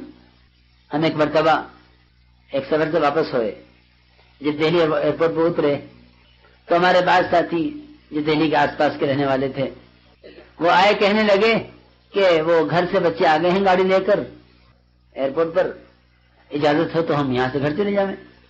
مجھ سے پوچھنے لگے، تو میں نے کہا کہ اگر میں یہ کہوں کہ نہیں جا سکتے تو آپ یہ کہیں گے کہ یہ کہاں کا اصول ہے پابندی لگانا؟ کام پورا ہو گیا، اجتماع ہو گیا، اس لیے کہ اللہ مجھے معاف فرماوے اب سیاسی لوگوں کی طرح ہو گیا ہے مزاج کہ اجتماع اٹینڈ کرنے کے لیے جا رہے ہیں۔ جی ہاں، کہ نہیں، ہم نے تو ان کو جمع کیا ہے ان کو لے کر چلنے کے لیے، تم جمع ہو جاؤ، ہم تمہیں لے کر چلیں گے۔ تو میں نے کہا ساتھیوں سے، میں نے کہا اگر ہم اجتماع کرنے گئے تھے تو اجتماع تو پورا ہو گیا، اور اگر ہم کوئی جماعت ہیں تو جماعت کو تو اپنے ٹھکانے پر جانا چاہیے، نہ کہ نہیں سوچ لو اب یہاں سے نظام الدین جاویں، نظام الدین سے جاویں، یہاں سے نکل جائیں گے ایئرپورٹ سے، کام تو پورا ہو گیا۔ ایسا فرماتے تھے کہ وہ جماعت نہیں ہے جو بنگلے والی مسجد آنے سے پہلے بکھر جاوے، جی وہ جماعت نہیں ہے جو بنگلے والی مسجد آنے سے پہلے بکھر جاوے۔ تو مجھے اس کو یاد آیا قصہ، جب ساتھیوں نے اجازت مانگی، بعض ساتھی ہمارے علی گڑھ کے تھے اور آس پاس کے علاقوں کے، کسی اجازت ہو تو یہاں چلے جائیں، تو میں نے کہا کہ یہ قصہ سن لو پھر فیصلہ کر لینا جانے نہ جانے کا، ہمارا کوئی قانون تو کوئی ہے نہیں کہ میں آپ کو پکڑ کے بٹھاؤں یہاں، پھر آپ کو خود اختیار ہے، یہ قصہ سن لو، اس کے بعد دل چاہے چلے جانا، دل نہ چاہے مت جانا۔ یہ کیا قصہ ہے؟ واقعہ یہ ہوا کہ حضور اکرم صلی اللہ علیہ وسلم ایک سفر سے واپس ہو رہے تھے، تو صحابہ نے آخر اجازت لینی چاہیے۔ ایک آیا جی میرا گھر یہاں سے قریب ہے، میں مدینے جاؤں پھر واپس ادھر آؤں، میں یہاں سے چلا جاؤں۔ ایک آیا کہا کہ جی میرا گھر ادھر سے قریب ہے، مجھے یہاں کچھ کام ہے، میں ادھر سے چلا جاؤں۔ جب صحابہ نے اجازت آپ سے لینی شروع کی تو آپ صلی اللہ علیہ وسلم نے یہ فرمایا کہ درخت کی جس سمت میں میرا قیام ہے، درخت کی جس سمت میں میرا قیام ہے، تم لوگوں کو اس کی مخالف سمت زیادہ محبوب ہے، تم لوگوں کو اس کی مخالف سمت زیادہ محبوب ہے۔ یہ عجیب و غریب جملہ ہے، اس کا مطلب یہ ہے کہ تم ساتھ رہنا نہیں چاہتے، لیکن روایت میں ہے کہ آپ صلی اللہ علیہ وسلم کی اس بات کو پورے لشکر میں کوئی نہیں سمجھا، کیونکہ جو بات محبت کی اور قربت کی اور قربانی کی ہوتی ہے نا، اس کو قربانی والی سمجھتے ہیں کہ سب سے آگے بڑھے ہوئے تھے قربانیاں ابو بکر رضی اللہ عنہ۔ پورے مجمع روایت میں ہے کہ پورے لشکر میں کوئی آپ کی بات کو سمجھا نہیں سوائے ابو بکر رضی اللہ تعالیٰ عنہ کے، کہ آپ کی نے بات فرمائی لوگوں کے اجازت لینے پر، تو ابو بکر رضی اللہ تعالیٰ عنہ نے کھڑے ہو کر اعلان کیا کہ حضور اکرم صلی اللہ علیہ وسلم کے یہ بات فرمانے کے بعد آپ صلی اللہ علیہ وسلم کے یہ بات فرمانے کے بعد اگر اب کوئی اجازت لے، اگر اب کوئی اجازت لے یہاں سے جانے کی، تو اس سے زیادہ احمق اور بے وقوف کوئی نہیں ہے۔ کیوں؟ اس لیے کہ وہ سمجھ گئے کہ ساتھیوں کا کام پورا ہونے سے پہلے یہاں سے چھٹی لے کر جانا، اس کا مطلب یہ ہے کہ ساتھی ساتھ رہنا نہیں چاہتے۔ دیکھو میرے بزرگ دوستو عزیزو، وہی دانے پسا کرتے ہیں جو چکی میں ڈالے جاتے ہیں۔ یہ دانے چکی میں آیا ہی نہیں، وہ نہیں پیسے گا۔ کون سے دانے پیسیں گے؟ چکی میں آ گئے وہ دانے پیسیں گے۔ دیکھو یہ سارا مجمع اللہ رب العزت نے ہمارے لیے ایک امتحان کا موقع بنایا ہے کہ اگر ان کی تربیت، ان کی تعلیم نہ ہوئی اور انہیں اللہ کے راستے میں صحیح رہبری کرنے والے نہ ملے اور دین سکھانے والے نہ ملے، تو اللہ رب العزت ہم سے پوچھے گا۔ ٹھیک ہے، مولانا صاحب رحمۃ اللہ علیہ حضرت نے اپنے عملے کو اس بنیاد پر تربیت دی تھی کہ اجتماعی تقاضے کے سامنے عملہ کچھ نہیں دیکھتا تھا کہ کیا ہو رہا ہے، کیا کاروبار، کیا گھر کے مسائل، کبھی نہیں۔ ہمارے قاری ظہیر رحمۃ اللہ علیہ فرمانے لگے کہ میرے اتنے بیٹے، ماشاءاللہ بیٹے ان کے، بیٹیاں، کہ جب بھی میرے کسی بچے کی شادی طے ہوئی اور میں نے اگر ذکر کہ حضرت وہ فلاں تاریخ بچے کی شادی کی طے کی ہے، تو کسی نہ کسی تقاضے پر حضرت مجھے بھیج دیا کرتے تھے۔ یہ نہیں کہ قاری صاحب تم ایسا کرو کہ اس تاریخ میں نہیں اس تاریخ میں رکھ لو شادی، کیونکہ اس تاریخ میں تقاضا ہے دعوت کا۔ کبھی فرماتے تھے کہ کبھی حضرت مجھے یہ نہیں کہا کہ نہیں اس تاریخ میں مشغول ہیں یا مجھے تمہیں وہاں بھیجنے کا ارادہ ہے یا تم شادی آگے بڑھا لو یا پیچھے ہٹا لو، کبھی نہیں۔ تو کہنے لگے کہ میرے کئی بیٹوں کی شادیاں اور میرا خاندان کی کئی تقریبات ایسی ہوئیں کہ اس میں شریک نہیں ہوا۔ تو میں نے کہا ایک دن حضرت سے کہ حضرت آپ جب بھی میرے یہاں کوئی تقریب ہوتی ہے آپ کوئی تشکیل کرتے ہیں، اس کی کیا وجہ ہے؟ تو اس نے فرمایا کہ میں تو ایسا عملہ تیار کرنا چاہتا ہوں کہ جو عملہ اپنی تقریبات کو اور اپنے گھر کے حالات کو چھوڑ کر اللہ کے راہ میں نکلے۔ مجھے تو ایسا عملہ چاہیے کہ اللہ رب العزت یہ کام ان سے لیں گے جو اپنے گھر کے تقاضوں کو اس کے لیے قربان کر کے نکلیں، ورنہ وہ تو نصاب پر ہیں جو اپنا معمول پورا کریں۔ تقاضے پر چلنے والے کی قسم الگ ہوتی ہے، ان کا کوئی مقابلہ نہیں ہے۔ تو مولانا صاحب رحمۃ اللہ علیہ ابتدا سے کہ حضرت کے ساتھ رہنے والا عملہ جماعتوں کو لے کر چلنا ایک ایسا اہم تقاضا تھا۔ مجھ سے مفتی جناب الدین صاحب رحمۃ اللہ علیہ نے بارہا، ہم نے بھی ان سے سنا، انہوں نے بیانات میں بھی بارہا سنایا۔ آج کے زمانے کے پرانے کام کرنے والوں میں سے تھے، پاکستان کے بڑے مفتی بھی رہے اور تقسیم سے پہلے رہتے تھے امرتسر میں، آتے رہتے اس کے پاس اور اہم جماعتیں لے کر چلتے تھے۔ تو ایک مرتبہ کہنے لگے حضرت سے کہ حضرت بہت دل چاہ رہا ہے کہ 3 دن رائے پور ہو کے آؤں حضرت رائے پوری کی خدمت میں۔ سنو دھیان سے، 3 دن رائے پور رہ کر آؤں حضرت رائے پوری کی خدمت میں۔ فرمایا کہ ہاں جاؤ، مگر دیکھو 3 دن میں آ جانا، کیونکہ 3 دن کے بعد ایک جماعت آ رہی ہے، وہ جماعت تمہیں لے کر جانی ہے، وہ جماعت تمہیں لے کر جانا ہے، 3 دن کے بعد ضرور آ جانا۔ کہ جی ٹھیک ہے۔ گئے، وہاں جو گئے تو وہاں ذکر کے انوارات اور برکات اور وہاں کے اثرات اور وہاں کی کیفیات، اس میں اتنا مزہ آیا کہ 3 دن میں تو کچھ پیٹ ہی نہیں بھرا اور ٹھہر گئے۔ 4 دن ہو گئے، 5 دن ہو گئے اور جماعت یہاں پہنچ گئے اس کے پاس۔ فرمایا کہ ہاں آج آ جائے گا زین العابدین، 3 دن ہو رہے ہیں، لیکن وہ نہیں آئے۔ 1 دن گزر گیا، دوسرا دن گزر گیا، تیسرا دن گزر گیا، 3 دن جماعت کو آئے ہوئے ہو گئے، 3 دن قیام، 6 دن ہو گئے مفتی صاحب کو۔ مولانا صاحب پریشان، زین العابدین کیوں نہیں آیا؟ 3 دن کے لیے کہہ کر گیا تھا۔ تو مولانا صاحب نے شیخ کو لکھا کہ یہاں جماعت تیار بیٹھی ہوئی ہے، یہ کہہ کر گئے تھے کہ 3 دن میں آ جاؤں گا، لیکن ابھی تک نہیں پہنچے۔ تو شیخ نے رائے پور میں، حضرت شیخ مولانا زکریا صاحب رحمۃ اللہ علیہ نے رائے پور میں مفتی صاحب سے کہا کہ مفتی صاحب تم یہاں تک کیا کر رہے ہو؟ کہ حضرت اتنا مزہ آ رہا ہے نماز میں، تلاوت میں، ذکر میں کہ ایسا مزہ کبھی نہیں آیا۔ شیخ نے فرمایا مفتی صاحب انفرادی اعمال کے پہاڑ اجتماعی اعمال کے ذرات سے بھی چھوٹے ہیں. انفرادی اعمال کے پہاڑ اجتماعی اعمال کے ذرات سے بھی چھوٹے ہیں. تم کیا سوچ کر وہاں رہ گئے؟ جلدی پہنچو نظام الدین. رحمۃ اللہ علیہ کہ اگر تم لوگ اپنی ذاتی ترقی چاہتے ہو تو کونے سے مان لو، اور اگر یہ چاہتے ہو کہ دنیا میں عالمی طور پر دینی انقلاب آوے تو اپنی تنہائیوں کو، اپنی تجارتوں کو، اپنی شادیوں کو قربان کر کے نکلو. دیکھو بھائی دوستوں، بات یہ ہے کہ جو لوگ پروگرام سے چلیں گے نا ان سے تو اللہ کام لے گا نہیں، یہ تو طے ہے.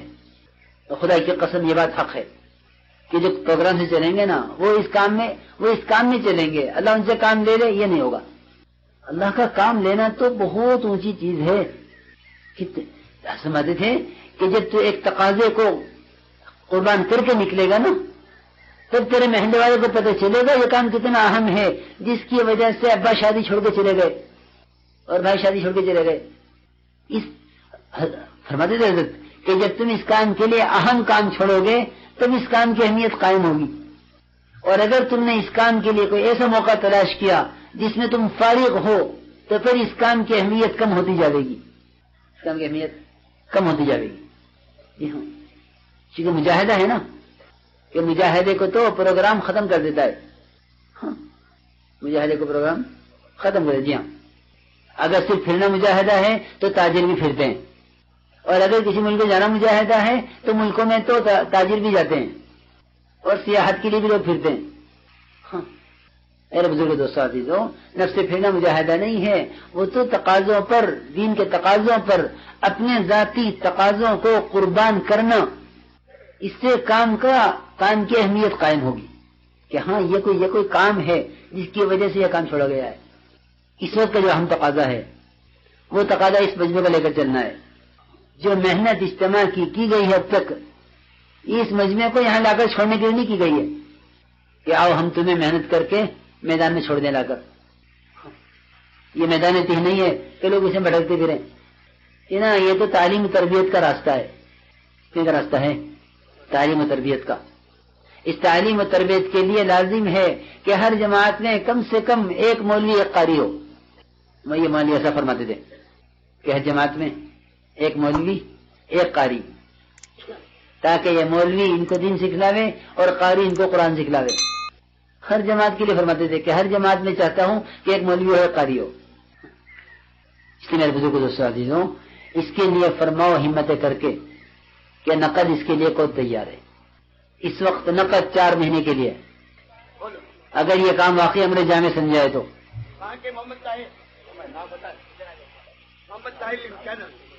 محمد مجاہد